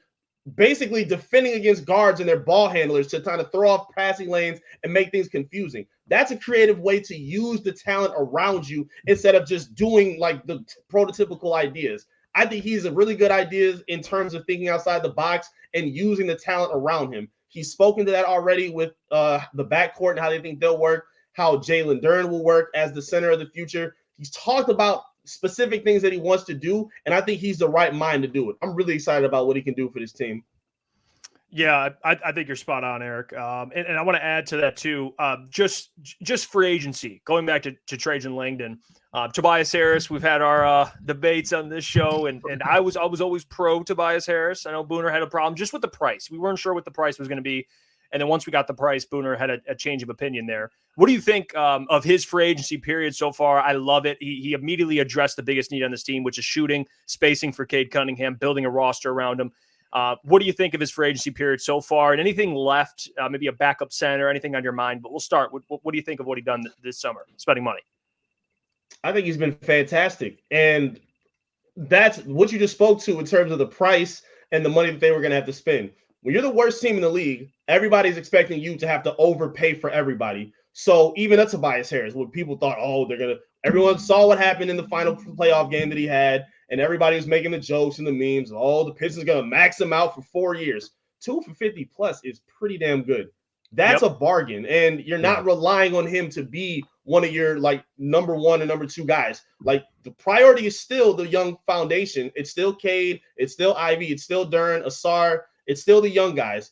But having a guy like Tobias, who first of all wanted to be here, which can't be undersold or overstated enough, because you aren't going to be able to talk enough free agents into wanting to come here. Trajan Langdon even talked about it with the draft. He said agents were telling their players, don't come work out with Detroit. So they had an uphill battle this entire offseason. I think Langdon's done a fantastic job, especially with free agency. Getting a guy like Tobias, bringing Fontecchio back, which was huge. the trade for Tim Hardaway Jr., Malik Beasley for depth. That all makes sense. And I was happy with those kind of moves because they addressed exactly what he said he was going to do. Build shooting around Cade, space out the floor, give Jalen Duren some space to work down low, which they didn't really work much on last season. So this team offensively and defensively should look a lot different. And I think it's because of the veterans that they brought in to complement this young talent. Yep.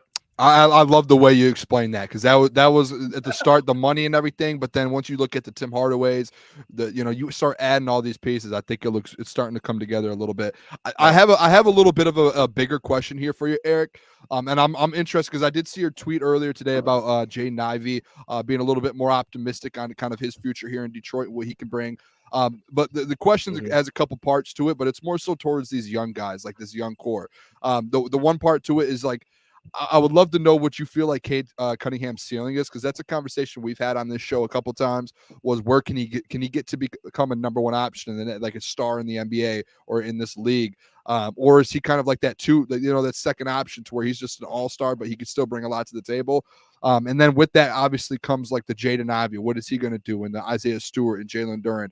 So I guess two-part question: the Cade ceiling, and then kind of where do you see these other pieces that got drafted along with Cade kind of falling around here with him? Like, do you see them getting traded, or do you see them just kind of staying in here, like you said, the optimism around Jaden Ivey? Yeah, real quick, Eric, too. I mean, I can't believe there was an actual conversation trading Cade Cunningham, but go ahead. Why? Yeah, that was crazy. What are we doing, Eric? That was crazy. There's a lot of wild takes going around here, man. But now it's finally put to rest. The money is here. I don't want to hear nothing else about it. Cade has superstar written all over him. Like, let's just call it like it is. I don't think, to me, I've called him the most underrated player in basketball. And when the Pistons drafted him, and I still believe this, he has all the makings of an MVP. I 100% mean that.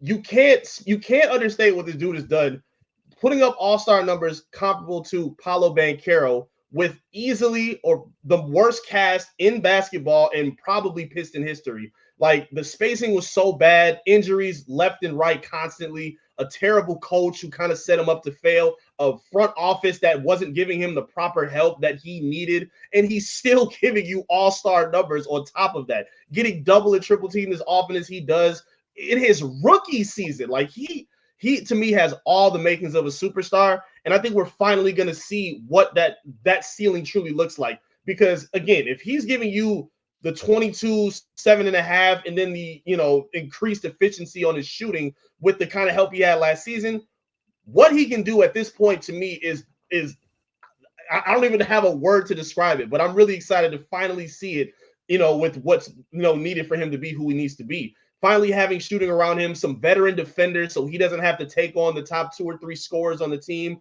And again, I think a coach like JB Bickerstaff, who knows the strengths of his players, will take advantage of those type of things. So again, having a Jaden Ivey who plays fast, he's going to find ways to get him in transition. Cade Cunningham, a 6'7" point guard. Why the Pistons have not posted him up more through his first 3 years is beyond me. Put a 6'7", 230 monster on the post, because nobody can guard him. He's having so many problems. Like, a lot of his turnovers come from when he's dribbling at the top of the key and then he gets ripped up. If you want to minimize his dribbles, if you want to minimize the pressure that he's given, put him on the post. That also can solve for his lack of free throws, because he's playing physicality with the ball on the block. So they really need to unlock that. I really hope JB Bickerstaff hears me right now. I'm trying to help y'all. That needs to be something that they unlock. And I think the guys around him are the right guys to pay attention to that in terms of coaching, and the players around him to get him the ball and put them in those kind of positions to be as productive as they need to be. Yeah, I think Cade has a superstar ceiling, and I think we're going to see it. I think we're going to see as close as it's supposed to be in terms of this next season.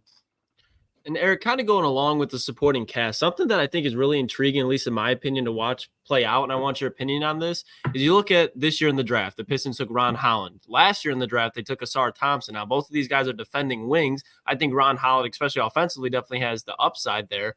But where do you see these two kind of meshing together and growing together? Because I think you could argue, especially early on, they could kind of be taking time away from each other if you put Ivy out there.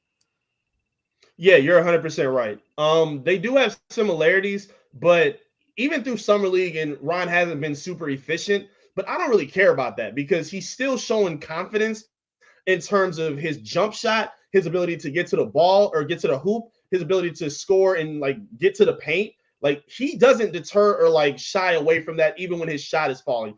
We saw Asar, and again, it's Summer League, but I feel like Ron's nature and his confidence, even back to what we saw with the G League, he's not shying away from when he's struggling. And Asar kind of took that step, unfortunately. Now, he had more on his plate with Monty Williams starting him while he was red hot as a top 5 rebounder, and then Monty decides to bench him and barely play him in second halves. I don't really understand. But at this point, I think we're seeing a bit of the differences on top of the fact that Fred Vincent is here as well. He, to me, is the X factor in everything that happens with the Pistons in the next 5 years because he has Asar to work with, who we've been told by Trajan Langdon and Bickerstaff, he's working with him already. Ron Holland is working with him. Jay Nivey is going to be working with him. I'm sure Cade is going to be working with him. He has a lot of responsibility with those young guys. And if those jump shots can become league average or just below, you're going to see the Pistons accelerate this growth a lot quicker than expected because I do think while, yes, they do have a bit of the same build in terms of athleticism, they kind of play different offensively and even defensively because Asar, I think, is shown elite level defensive status already when he's not fouling. That's a key too. He's going to be playing without fouling, and Asar's probably going to be playing a lot more minutes than Ron at this point. So yeah, I can see them kind of, I don't want to say Xing each other out because they do have similarities, but based on the veterans that they have around them, it's not going to be a rush to like force Asar to be a shooter or get Ron to play 20 plus minutes. The veterans you have, the growth of Cade, Ivy hopefully taking another step, you're not going to be hoping for them to overachieve at this point with Asar in his second year and Ron in his first. They'll be able to take their time with them, and I think that's what they need to do. Well, Eric, I'll ask you this, and this is probably the biggest question of this entire interview, at least the wins. All right, over under, I think it's at like 26 and a half, something like that, 27 and a half. Where are you at this year, Eric, with your expectations? I know people were saying, maybe they could get 30 last year and then they get half of that. Where are you at this year, JB Bickerstaff's first year? What are you feeling over under if it's at like 26 and a half? I hate this question, and it's not because it's not a good question. The Pistons over the past like 2-3 seasons, we all have seen this. I'm sure you guys have paid attention too. When the schedules come out, the league just blitzes the Pistons with like their first 2 months. Like 15 straight games against contenders. The next half, you get like, how many back-to-backs did they play last season? I think they played like, I want to say 4 like back-to-backs within like the first month or month and a half of their schedule. Like they have more than any other team in the league. So it's gonna affect them in terms of how they finish with the way they start. I like that JB Bickerstaff and Trajan said that we want to help establish an identity by March, or at least by February. You'll be able to see Piston basketball in its identity. But in terms of the wins, again, I want to wait for the schedule. But honestly, with this team that they have, if they don't come in super hurt like they did last season, I think they can get around between 25, 30 wins. I don't think that's crazy to think. Like, to me, their ceiling right now could be just maybe flirting with like the 11 spot. With teams above them in the East, like granted, it's a lot of teams ascending. Like we're seeing the Orlandos, we're seeing Indiana, we're seeing a lot of teams, grow quickly, and the Pistons are kind of behind.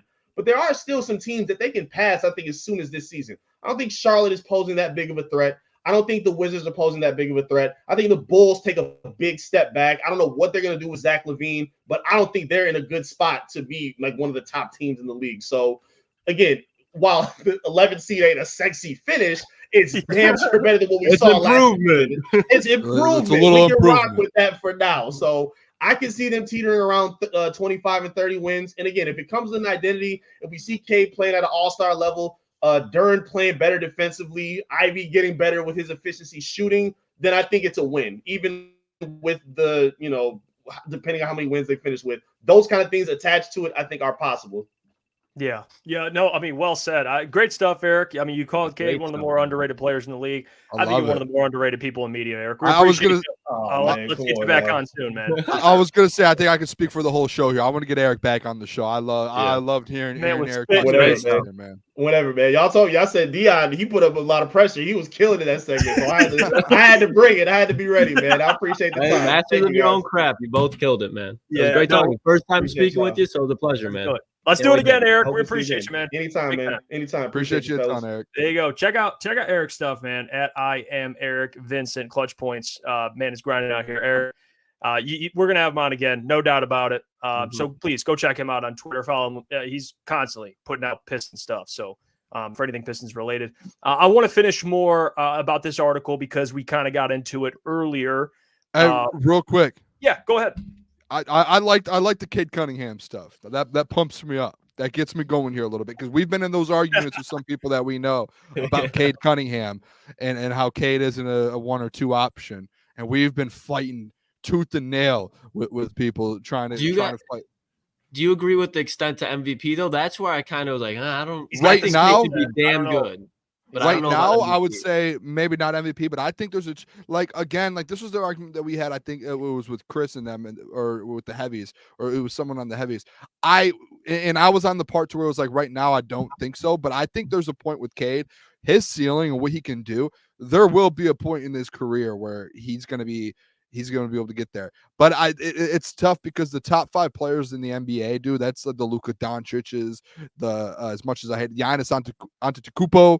Joel like those Embiid, your favorite player? Joel Embiid, there's those types of dudes that are just like from the day they stepped in, they are a different level essentially, and that's tough. But can he get there? I wouldn't be shocked if he did it at all. Like I think he has the skill set and the tools to do it. It's really as simple as, do you believe he could be the best player on one of the best teams in the NBA? And if Eric believes that, then he has every right to make that opinion. It just depends. Do you think he can be like Shea was an MVP candidate? They won 50+ games. He was by far the best player. Yes. So that's really say. what you think. Can you think he can be that? And I think a lot of people saying they do. I don't hate him. I don't hate that take. I don't. And I think it is hard to say too. Like if you don't want to go I respect it. If he could be I think he has a skill set to do it, but it's really hard to say that on the team that he's been on for the last 2 or 3 years. Like you have not got to see, you got to see him put up 22, 7 and 5, which is insane numbers at least in the NBA. Like 22, 7 and 5 is insane. But we haven't even got to see him play with like a legit basketball, a legit NBA team. Like he's been playing with essentially a G League team for the last 2 years, it feels like. So like once you actually get to see him around guys like Tim Hardaway's, and hopefully in the next couple of years you start seeing more guys come in and free agents and legit NBA players come in, then you're going to start to see actually Cade's ceiling, and you're going to be able to really have that conversation, I think. Well, but it's hard right now. Drew Sy, we appreciate the $5. This fucking stack show, boys. Excellent content. Drew, we appreciate you. Appreciate you, Drew, and for tuning in, man. The $5 and for tuning in. That's big time. Much love to you. Like I said earlier, I want to continue this article because there's still other awards and there's still Lions players that we have not gotten to. But we're going to resume this NFL award prediction or projection list for each award, and we're going to start with Offensive Rookie of the Year.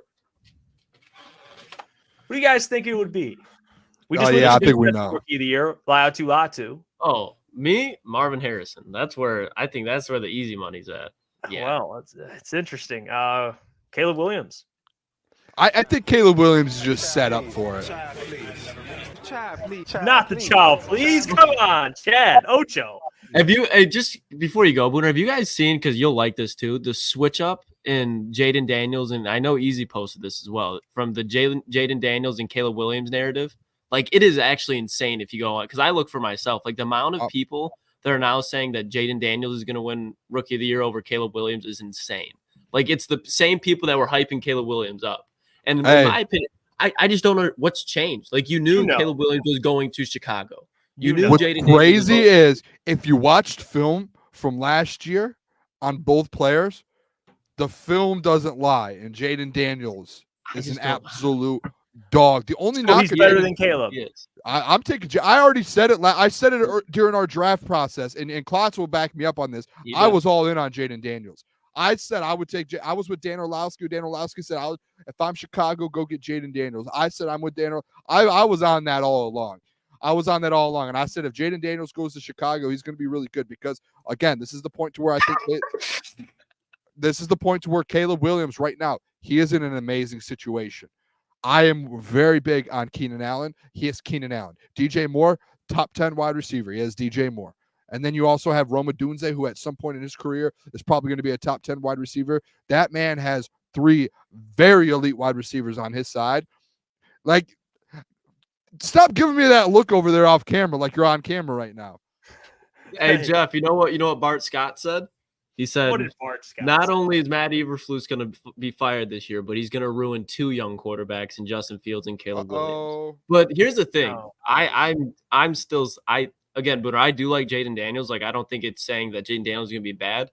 But I think if there's a quarterback that's going to win it, it's going to be Caleb, in my opinion. I agree. I don't hate what you're saying with like the hype. I don't hate where it's coming from. If Brandon Ayuk goes to the Commanders, I would put some money on Jaden Daniels. Jeff's losing his mind over there. I have the answer to why the odds have changed. You know why? Why? That's why. Oh, come on, dude. What the hell is the fingernail? That's better. No, the bear claw, the I put it on our Twitter. The people are like overreacting to. I think it's like his aura. Like they're like, oh, like Caleb's cringy and ill. He's not, I don't like it. And all this stuff. And Jaden Daniels is kind of quiet. You don't really hear much from him. Like, that's why. Did he just all of a sudden fall off a cliff? No, he's still the best quarterback in the class. That's what I would point to. Like the antics, not that he's like a problem, but just people think he's cringy. I think truly that's the reason. Boone, I love the passion behind your Jaden Daniels hype. I think it's very similar to me with Shane Steichen, so I respect it. And I think Jaden Daniels, if he stays healthy, he's going to be a damn good player in this league. So I don't hate what you're saying, but I appreciate that, Klotzy. First of all, I do think that the only factor with Jaden Daniels is it's what everyone's been already saying. Is he too small, and is he kind of going to get hurt, like injury prone because of his size in the NFL? Because the size in the NFL is different from college. College, you're able it's completely different. I don't think people realize that as much. But Jaden Daniels' skill set and what he does, I think is better than what Caleb Williams could bring to the table. I think Caleb Williams just stays healthy.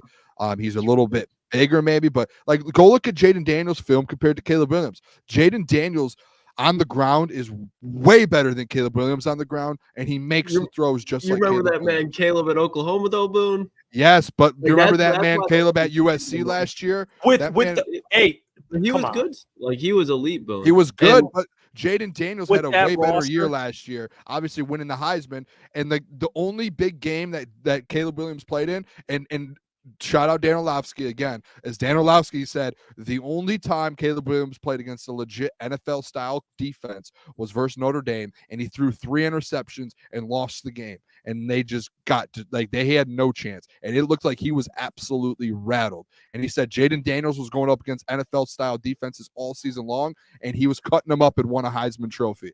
Go watch. If there's anyone in the chat right now that thinks that I'm kidding about Jaden Daniels over Caleb Williams, go watch Jaden Daniels' film as soon as this show ends. And you'll come back tomorrow and be like, okay, Booner, I see exactly what you're talking about. This kid is a way better runner than Caleb Williams, and he has Caleb Williams has an arm and he can throw on the run similar to Patrick Mahomes, but Jaden Daniels has just as big of an arm. Maybe can't make as difficult as throws, but he has the same arm. You can go out there and teach him to make throws in different ways. So I think there's an opportunity here for Jaden Daniels. Go watch some film. Someone go watch film. That's the homework. That's homework for the people. You know what? I have something interesting. ETN says Jaden Daniels on passes that were 25 plus air yards last year, 67% completion percentage, 25 TDs, 0 interceptions. Two things. One, it's probably and Klotz, please correct me. I mean, you're qualified. I already know what you're going to say, and I completely agree with this. So, is it easier? And I don't want to take too much credit away from Jaden Daniels. Still got to complete it. But easier or harder when you have about 5 yards of separation for Malik Neighbors and Brian Thomas Jr.?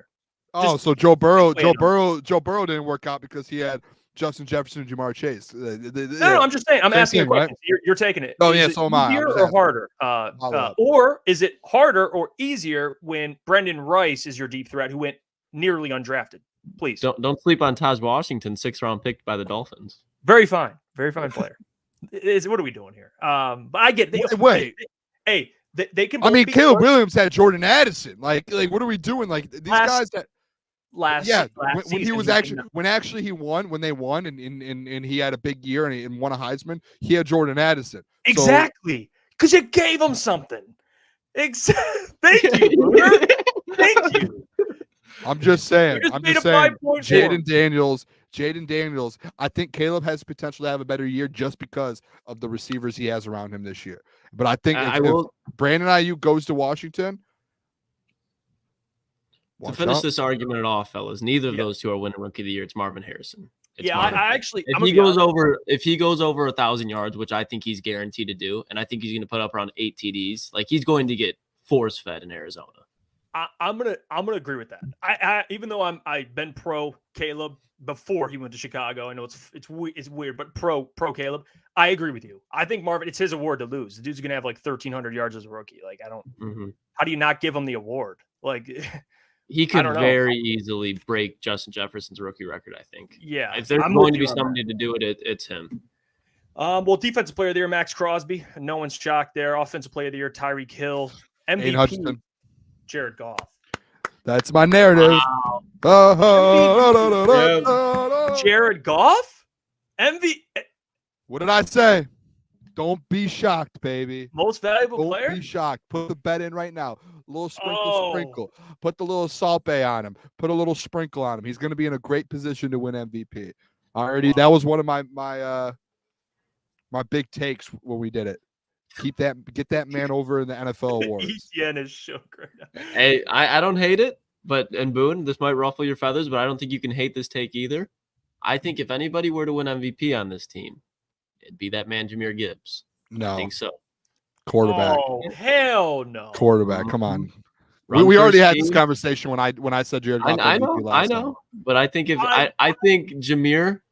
If anybody's going to go out there and win MVP, Jahmyr to have a huge season, I think Goff would have to have a huge season statistically to win MVP. And I just don't think he's in a situation where he has to do that or will. I mean, we did this already. He already had a 4,500-yard season. And I don't think – and I agree. And he didn't win MVP. I don't think he gets MVP by doing that this year, especially when you have Joe Burrow coming back and you look at guys around the NFL that are going to get better. Jordan Love is in the same division. I think he probably has a better chance of winning MVP. I don't hate that narrative, but – I don't know how many times I have to explain to you, Klotz, and I love you a ton. You have one of the best NFL minds or football minds I've ever met in my life. Every time we have this conversation, I have to explain it to you and break it down for you very simple. Last year, I'm giving MVP to Christian McCaffrey, but guess who else would have won MVP if they beat the Baltimore Ravens? Brock Purdy. He would have won MVP if they win that game. Guess what? Jared Goff, I get it. Maybe Jahmyr Gibbs can go win Offensive Player of the Year. MVP is a quarterback's award. Guess what, Booner? Last year it was proven. Literally, my point was proven with Christian McCaffrey. All of us across the board on this show say Christian McCaffrey should have won MVP last year. And guess what? Lamar Jackson won it, and Brock Purdy basically was in second. And if he wins that game in Baltimore, he wins the MVP award. It is a quarterback's award. I get your point. We could talk Offensive Player of the Year all you want, but in today's NFL, as Illinois said there, it is a quarterback's award. And in Jared Goff, if they win, he has 4,500 plus yards, 30 plus touchdowns, 8 interceptions, and that team wins 13 games and have the number 1 overall seed. Jared Goff will be the MVP winner. That is, and they win, and they beat the San Francisco 49ers to win the 1 seed. Well, guess what? That's pretty simple. Like, this is just logic. I would love Jahmyr Gibbs. Oh yeah, that really changed it. That really changed it. You really narrative. I don't care. Fake news. Last season, those were fake polls. Fake polls this year. Jahmyr Gibbs, watch out. That's all right. This country's Why missing. would we make a deal? The days when running backs used to win MVPs. That's what America needs again. Jeff, you can draft him in the first round because they're MVP candidate. That's what America's missing. Why would I give Jahmyr Gibbs? To win MVP as a running back, you need like maybe it was a bold take that I really shouldn't have said, but you know what? I was trying to get a Jameer narrative going just to keep it going. Booner, you're correct. Why don't you do this? You should have gone this route. You should have gone this route. You should go, Jared Goff wins MVP, but guess what? Detroit Lions sweep the awards. Jared Goff MVP and Offensive Player of the Year, Jahmyr Gibbs. No, because in my mind, and I think in all reality, Jahmyr would be the more valuable player. I'm gonna stick That's to just that. your mind, though. We're talking about like realistic takes here that will happen in reality. Yeah, it doesn't fit his narrative. My narrative doesn't fit my narrative. It doesn't. No, you were right. If Jahmyr wins MVP, we're gonna get into this carrying a backfield like 60-40 and he has like 1,200 yards, I would be absolutely like, what is good? Did the entire league, all quarterbacks, just take a shit? Like, what happened? I don't know. I just think the best quarterback on the best team typically wins MVP, and if they're the ones. What homeless guy are you pulling up in the queue right now, Jeff? It does look. This man looks rough. I want to bring up what TJ Hockenson said on Bussin' with the Boys. All right, let's get to that. He talked about getting traded away from Detroit, and he had some interesting comments. One, I don't know which order these clips are in, but one of them is going to be him discussing how he kind of found out and what was going on at the time, because they were 1-6 when he was traded. Then they went 8-2, which was kind of funny if you think about it. We'll get into that afterwards. And then the other thing was whether or not he's bitter that the Lions just turned into this great team without him, and now they're contenders. So let's get to the first clip. Here's TJ. Also, shout out Bussin' with the Boys. Great. Shout out Will Compton, Taylor Lewan, man. They're crushing. But here's the clip. The moment where you got traded. Yeah. How was that for you? Were you bitter at first? No, I wouldn't say so. I mean, like there was a lot of articles coming out because we were, I think, 1-6 at the time. Like articles of you being like on the trading block. Yeah. Because was that your contract year? Were you coming up to the end of your contract? Yeah, like I was in my 4th year at the time, and so like I kind of like understood, hey, either they're gonna want to keep me here or they're gonna want to get rid of me and try to get some draft capital. And so like I was having a really good year at the time with like not, I wasn't getting the ball a ton, but like being able to create separation and when I did get the ball, I'd make the most of it, and yeah, I think the last game I had like 3 targets, 3 catches, and like 90 yards or something like that, because we played Miami, and it was like I understood that they were kind of starting to get to that point, and you have conversations, you see like what's going on, and you see the articles coming out, and you just have conversations with the guys like, oh, like what's going on, and everyone's like, you're not leaving, you're not going anywhere, right. But they don't know, because it's really solely up to the GM, and so at that point, I got a call on Tuesday and was like, hey, you're getting traded to the Vikings, and appreciate it and have a good one. I was like, all right, cool, sounds good. Were you excited? Bummed? Yeah. No, I was excited. It was a fresh start for me. Well, he not is a Dan Campbell guy. Yeah, and and by the way, I watched the entire clip. We have one more clip, but there's things that aren't in the in these clips. He mentioned like, oh yeah, I was playing well, and and I'm not trying to take shots at him as a human being, because he was pretty mature throughout the entire thing. But like, I just Laporta, I think is in a different part of his career where he's a rookie. Now he's going to a second year where he's a lot more like, okay, I'm still finding my own in this league. He's pretty humble. He's okay with if there's a game where he doesn't get the ball as much. Like Hawk made that like pretty much a point. Like, yeah, I wasn't getting the ball as much, and that's where the Lions were. They were 1-6. You're not going to pay Hawk. I mean, they gave him $17 million per year. It's absolutely ridiculous. Like he's overpaid, and he's a really good tight end. I'm not even going to do that either. I'm trying to be realistic. He's a good tight end, really good actually. But it's crazy how Brad traded him away. I think got Sam Laporta, who arguably is better, as a rookie. It's wild. How do you think that feels? Like TJ Hockenson, he saw the guy before him and George Kittle get drafted better than him. The guy that was drafted literally to replace him and Sam Laporta out of the same college, better than him. And now you're stuck in Minnesota with Sam Darnold and J.J. McCarthy because you want to become the highest paid tight end in a league with Travis Kelce and George Kittle. He got exactly what he deserved. He's getting paid, but you can see on his face, like that man is going through it as far as his body taking a toll on him. Kirby Joseph, and I'm not saying that Kirby's a dirty player, because I think when you're that size, you got to go low on players, but Kirby messed him up this year with his knee. Like, Hawk, cooked. He's gonna be cooked here pretty soon. I do think though, like with Hawk, and I don't know if people like. First of all, I made it pretty clear for a while. Like Sam Laporta is the second or third best tight end in the NFL. Like it's George Kittle, Travis Kelce, and Sam Laporta. That's the tier one in my opinion. And I think TJ Hockenson's like right below that. Like I think TJ Hockenson's a really good tight end, and I don't hate him for what he said. And this is the thing with Stafford. Like when I look at a situation like that, like he's been in a different regime now with Brad Holmes and Dan Campbell, his second regime. It wasn't good with Matt Patricia, and then you go 3-13-1. You're trying to figure something out, and I know the culture is changing, and you could feel that. And then you start 1-6, and your contract's coming up, and you know that there's conversations of being traded.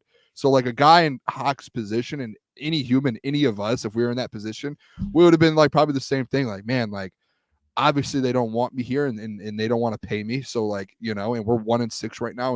We won 3 games last year. In a 2-year span, he's won 4 games in Detroit. So he's sitting there like, these guys are acting like they don't want me. He's putting numbers up. He's a good tight end in the NFL, and that's kind of the way it was. But like I think that's part of the business of the NFL, and Brad Holmes knows that, and that was why he traded him.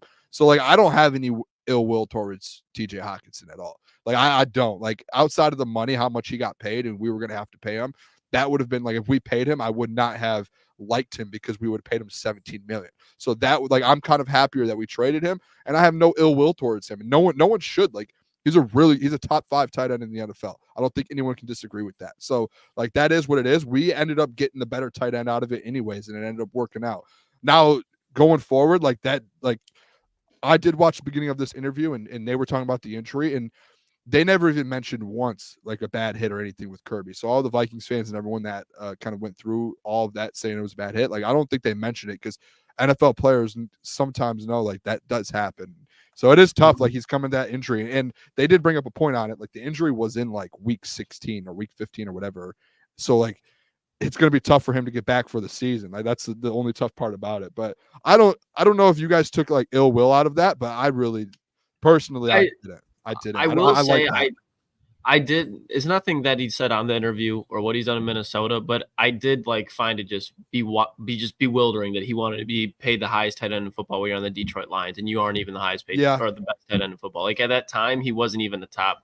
He's a better tight end in Minnesota than what he is in Detroit. Like I think he's levels better in Minnesota for sure. I just think like when you're in that position, it's just you're asking to like typically guys at top 5 of their position are always going to ask to reset the market. Like that's just how it works. Like and you might not always be that guy at that. Like he wasn't even top 5 in my opinion. The trajectory though, you're probably like, hey, this guy, he's going to be pretty good. So like your agent should be doing his job. Like if your agent isn't like a TJ Hockenson agent wasn't asking for that, then I would question his agent because like he should be. So that's why I would rather trade him. I think it worked out for both sides. I mean, he got paid. Lions were in a different part of their rebuild, so I think it made the most sense. Like it's not even anything personal with TJ. I just think, you know, this team was getting younger. They didn't want to give a bunch of money to a tight end. They had guys they had to pay, and he was probably one of the last guys that you look at and you're like, okay, he's a part of the future. Like he was in his 4th year at the time. Like, you know, 5th year option. He wants to get paid. And you look at it right now, like Sam Laporta, what he gave you this year, like 800 plus yards, productive right away as a rookie tight end, which is unbelievable. And you use that pick you got from TJ Hockenson to draft him. His cap hit this year, guys, going into 2024, 2025. Is $2.1 million. So let's just say $2 million. TJ Hockenson's cap hit this year, $14 million. So $2 million, $14 million. He's getting paid 7 times less. 7 times less what TJ Hockenson's getting paid. And you're getting, look at the value you're getting out of Sam Laporta. I mean, it's unbelievable. And it takes balls, by the way, real quick, to trade a player in your division. That takes balls, especially that him. Type of player, a top 5. Like, and he even said it in the interview. Like he was like, I was shocked it would be in the division, but hey, it worked out for both sides. I want to play this real quick. His thoughts on the Lions afterwards, 8-2, and they're contenders, and kind of what he had to say. So let's hear the clip here. The Lions, and they haven't won a division in like the last 30 years until this past year. And then you leave, and now they're having that crazy success. Is there a part of you that's kind of like bitter towards that success? I I mean, obviously they're still in division, so you like want to beat them and you want to win the division as much but as you can. Personally. But I mean, yeah, not crazy, but like, I mean, you see it and you're like, well, what's going on? And you talk to people and they're just like, like that I played with, and they're just like, it just started clicking. Like it was nothing. Got rid of you and everything just came into place. yeah, no shit. Well, I mean, you think good about culture it, like, guys in there. The first, like I was only there for 6 games when Coach Ben got moved up to OC, like head OC. So like, it was a learning curve for everybody. Like it's not, that's one of those places too. Like the terminology is a lot different. Like Ben makes it complicated so it's easy, like if that makes sense. Like, each way is a different term. Like, so if you're on the right side, it'd be like, I don't know. It'd be one term. And if you're going to the left, same play, it'd be a different term. So like you can still do all that at the line, but it was a learning curve for a lot of guys, because that's not what you do, and they'd be code names. So it'd be like lobster and whatever, and so that was a learning curve for everybody. And so everybody was trying to figure it out and get used to it. And there was a lot of hiccups throughout that first 7 games. And then we all started kind of getting it after like week 5 and starting to kind of figure it out. And then, now they've gotten it to click, and Ben's, I mean, there's no doubt in my mind that Ben's like a huge part of that. Yeah, it's got to be the playbook. That's in the playbook. Lobster. And he complimented Ben at the end there and said Ben's a big part of what's going on in Detroit. And I don't know, this isn't like confirmed or anything, but at least in my opinion, I think trading away TJ kind of took like a it's not that they, because he's a good player, but it's like you get that pressure off of you of having to like, you have to feed him. Like the offense is more like, Brock Wright, Shane Zylstra, guys that kind of stepped up into that tight end role they were kind of sharing it. And Brock had a big play against the Jets which ended up winning the game. Like I think it was hard. It was just, I don't know how to describe it, but the team, like he said, they just kind of clicked when he left. Like, I don't think I'm not going to go as far to say like they're better. TJ was the one holding them back, but I can see what he's saying. I can see it was his first year as OC with Ben Johnson. I think it definitely allowed players, especially like Amon-Ra St. Brown, to find their identities, because a lot, like to your point, they're trying to run the offense through TJ because he's your best player, but that's not really the way the offense is supposed to be ran. So I think TJ I think he found his identity truly when he went into Minnesota and he found a scheme that fit him better. And same thing with the Lions offense. They were able to find their identity. And to your point, it wasn't TJ holding them back, but TJ now leaving and giving other players ways to just specifically run Ben Johnson's scheme, just do the X's and O's part of it instead of doing the TJ Hockenson part of it. I think that really opened up things for the offense and Jared Goff too, to understand the playbook. Yeah, I do think there's a part of it, like TJ said, to where it did take some time, and once you get a certain amount of games in, then you start figuring it out. And then maybe the TJ kind of departure opened up, like you guys said, a door for some other guys to be able to kind of step in, and the pressure gets taken off. And then they start kind of finding that success. I'm happy to hear that he wasn't like bitter or anything. Like, it was just like that. It's good for them. Like, like you are in a division. It's a weird situation because he is in the division. So like, it makes it a little like, I'm sure if he went to an AFC team, maybe that conversation, that question would have been answered a little different, where he'd be like, oh, I'm happy for those guys. It sounds like he still has relationships with some of those guys, but like the offense, I couldn't imagine being 1-6 getting traded and then them do it, like the Detroit Lions going 8-2, and then the next year doing what they do and go win the division, or kind of taking that step. Like that would be for him. Excuse me. He was kind of like, he was pretty big time in Detroit for a while, and I'm sure he thought it was his first home in the NFL. So it's probably a little bittersweet where he's like, man, like I'm sure he would have loved to win a division here in Detroit. So he, as much as he probably didn't admit it because he's on the Vikings now, I'm sure in the back of his head he's like, I wish I would have been able to do that. I feel like that'd be like I would imagine that's what it feels like to have like your ex-girlfriend date your friend. And then you're like, I'm happy for them. Like they're successful. They're doing their own thing. But it's just like, what the hell? How am I supposed to interact here? Like, just fucking awkward. Yeah, and you got to play them twice a year, that former team. I mean, and then they're going to – it's weird because when he got traded to Minnesota, he said they were 6-1 at the time. And now they're in a rebuild. Like, isn't that wild? How got to his playoff game. It altered. Like, Vikings were here, Lions were here, and now it's like, whoop.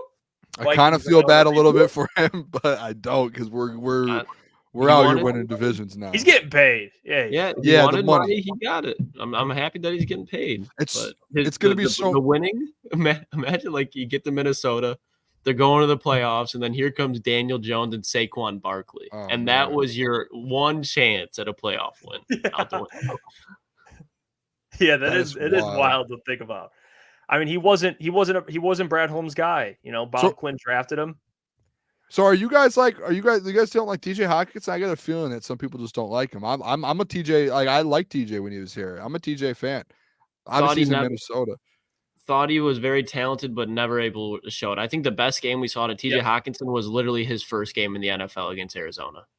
And he had the Seahawks game before he got traded. Do you feel like that was a situational type thing though? Like the situation he's in with Patricia? I don't, because and obviously situation's gonna affect everybody, but tight end is a position where like even like if you're a bad team, like I still think you can succeed as a tight end because it's so much easier to get you the ball to compare to a wide receiver on the outside, especially if you have a good running game, like play action and stuff like that. Like TJ, especially because of the hype coming out of him as a blocker.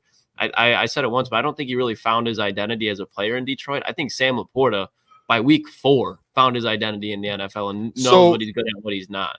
How many top 5 tight ends in the NFL though are on bad teams? 0 of them. They're all on. I mean, George Kittle was a top 5 in the NFL. He had Nick Mullins throwing him the ball. I guess so, yeah. But like to me, like Sam Laporta, Sam Laporta's tier 1 to me. But he came into like a situation where they just finished 8-2. Ben Johnson, Amon-Ra St. Brown, Jared Goff. He came into. I've said this last 2 years for guys get drafted to Detroit. Every player, I'm really big at players getting drafted in positions that are like good teams. Any player that's been drafted to Detroit the last 2 years, I'm a very big proponent of like the Kirbys and them. There's a part of them, their success coming into the situation of the Detroit Lions and the culture that's been built. Like when you go into a culture that you're able to just go out there and just be you and play at a high level without having to worry about, going 1-16 and going, like going to the Cardinals or the Panthers. Like if Kirby goes to the Panthers or a player goes to the Panthers right now, they're probably not going to have even close to as much success as they would come into Detroit right now. Like there's that gap. That's why I think Laporta right away, it's like, boom. It's easy. I mean, tight end. I mean, we'll just answer the question you were talking. I agree with Lucas. Like, I like TJ. He just he only had above 600 yards once. Like, and then he broke out in Minnesota and he had like 900. He almost had 1,000 yards in like 15 games. So he was going to go over 1,000 before he got injured. So like, I don't think you really saw, to Lucas's point, like what you drafted him in the top 10. That's why you don't draft tight ends, especially at least the first half of the first. I would even say top 20, 25 picks. I know Dalton Kincaid went. He's a good player, but I just don't really believe in. Maybe that's going to change because of how important it's becoming more of a base. It's basically an extension of your offense, like Brock Bowers went this year. But it just like, especially at that time when TJ was drafted, like it's just you can't do it. I mean, look at Sam Laporta, 2nd round pick. He's amazing. He's amazing. A rebuilding team, at least what the Lions were. Like Ed Oliver was the pick there, and I think he might have went before, but there was multiple defensive players where I was just like, but I think Brian Burns. Brian Burns. No, it was Brian. I was literally just going to say it was Brian Burns. Yeah. It's a luxury position. I'll say that. It is a luxury position. It's a position that, like you mentioned earlier, Booner, good teams have good tight ends. To me, that's like a luxury. If you have a good roster, you don't look at a team and let's say you jump into a bad situation as a GM and you're like, okay, let's build this roster. You're not prioritizing tight end. You're going to prioritize that like 8th. 9th, oh yeah, for sure. I'll just say like look at the top teams that we talked about are Super Bowl contenders at the beginning of the show. Mark Andrews with the Ravens, George Kittle with the 49ers, Travis Kelce with the Chiefs, and Sam Laporta with the Lions. Those are all your Super Bowl contenders at the top 4. They all you could say those are all they're all pro tight ends. And like those are the top 4 guys in the game right now. And then whoever you want to throw in there is your 5th spot. You could throw out there. And I don't even know. Like I guess it's up in the air at that point, depending on TJ Hockenson, I guess, is 5th. So like you could throw him at 5 and he's on the Vikings. So like, and then after that, it's more so just Evan Ingram, like just different Kyle guys. Pitts? No. David Njoku. I'm just naming guys who had big years last year, but those are like your next up guys. McBride? Trey McBride. And so I saw someone put in the chat, Trey McBride's.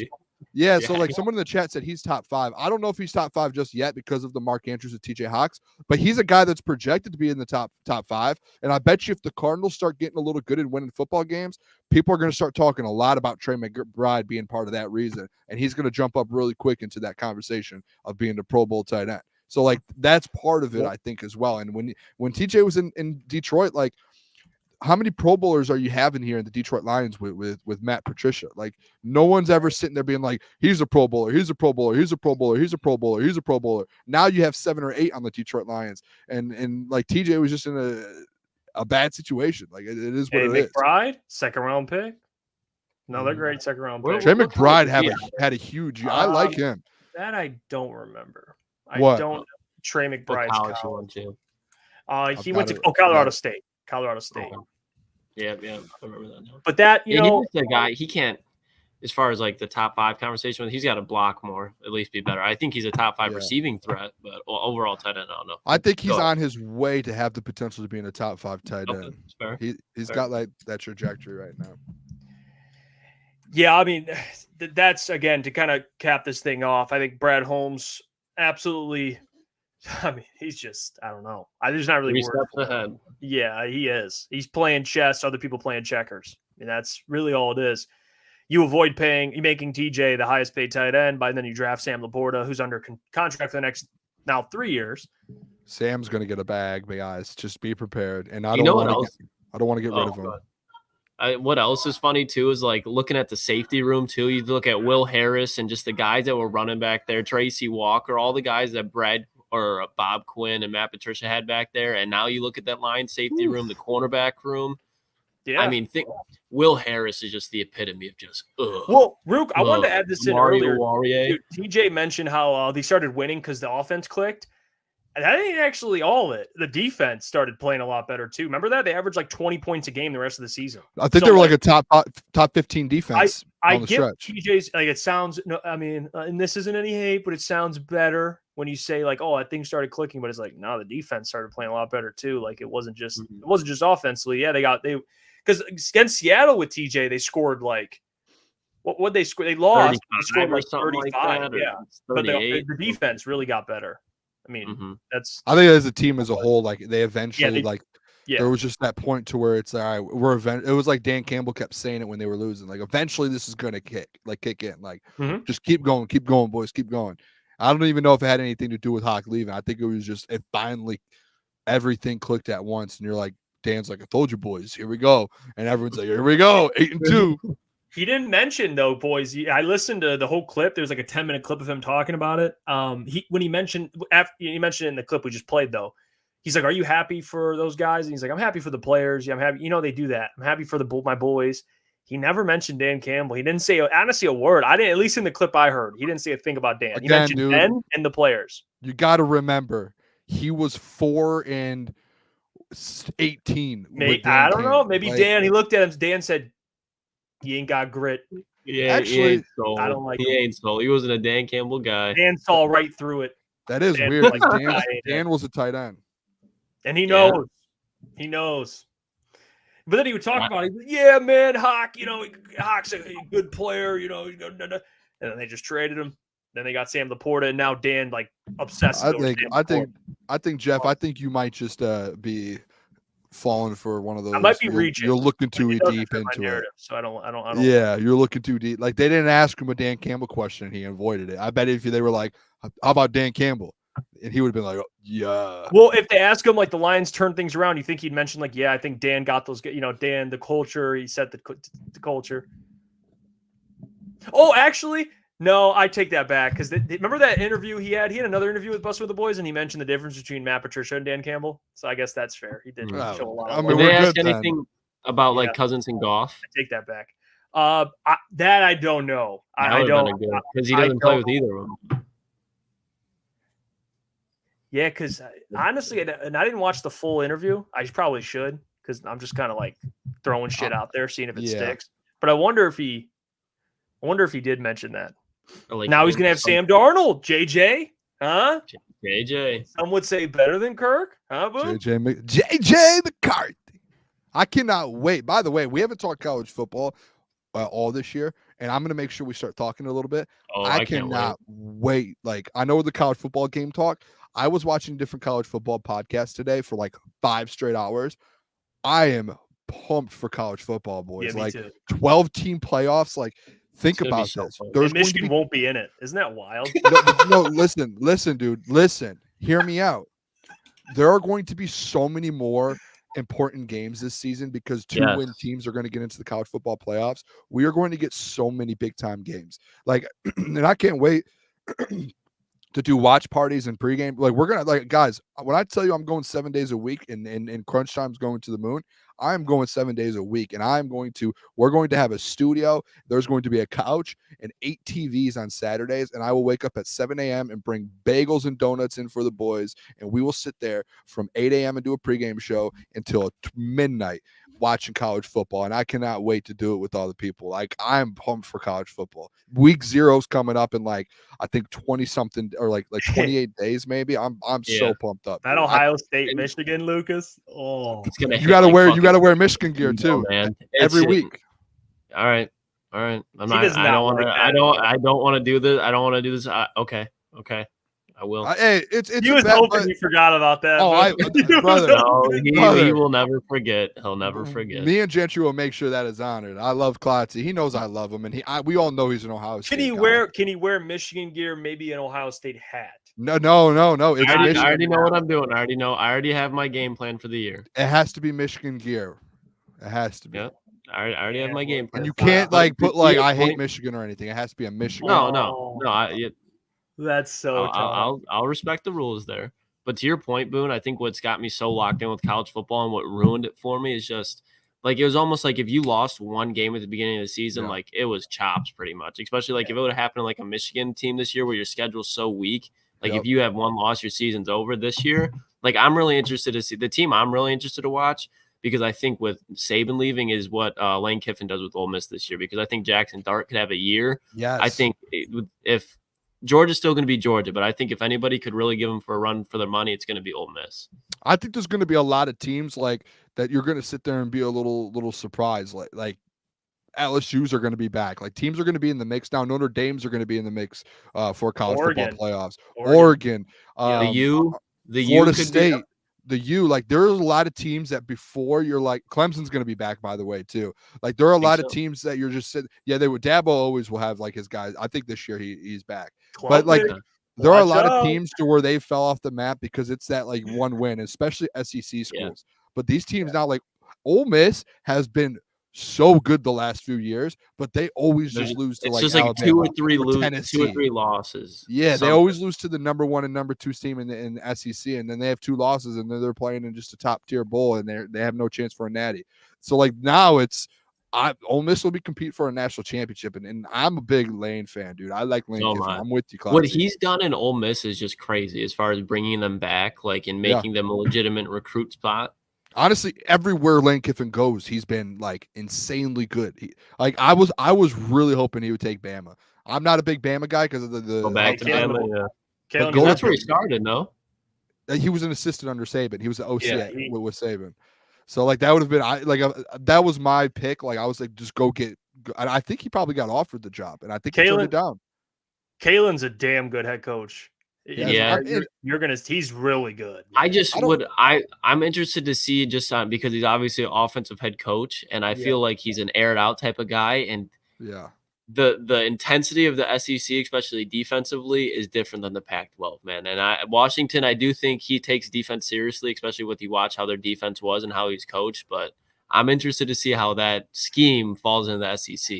Do you see Saban say that Bama's not going to make the title game? He said something like that. I forgot. He said something, or they're going to miss the college football playoff. I forgot what it was. Dude, it's such an interesting Saban's already throwing fucking strays right at Alabama. I love it. He hates it. He hates the NIL, and he's going to take it out on Bama.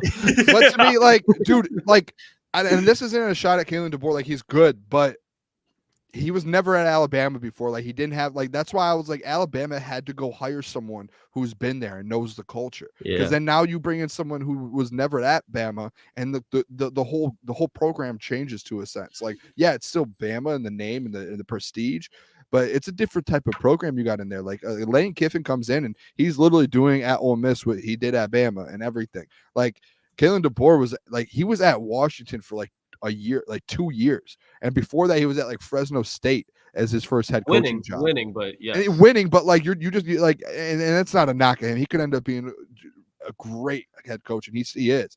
But to me, it's just like I would rather go a Lane Kiffin or a former Alabama coach route to kind of keep that in house personally. So I'm interested to see what he does. That's for damn sure. Hey, well, we'll be covering all everything, college football, NFL, NBA, every sport, as long as it's relevant here on Crunch Time. We appreciate you guys for tuning in tomorrow. Appreciate Dion, appreciate Eric.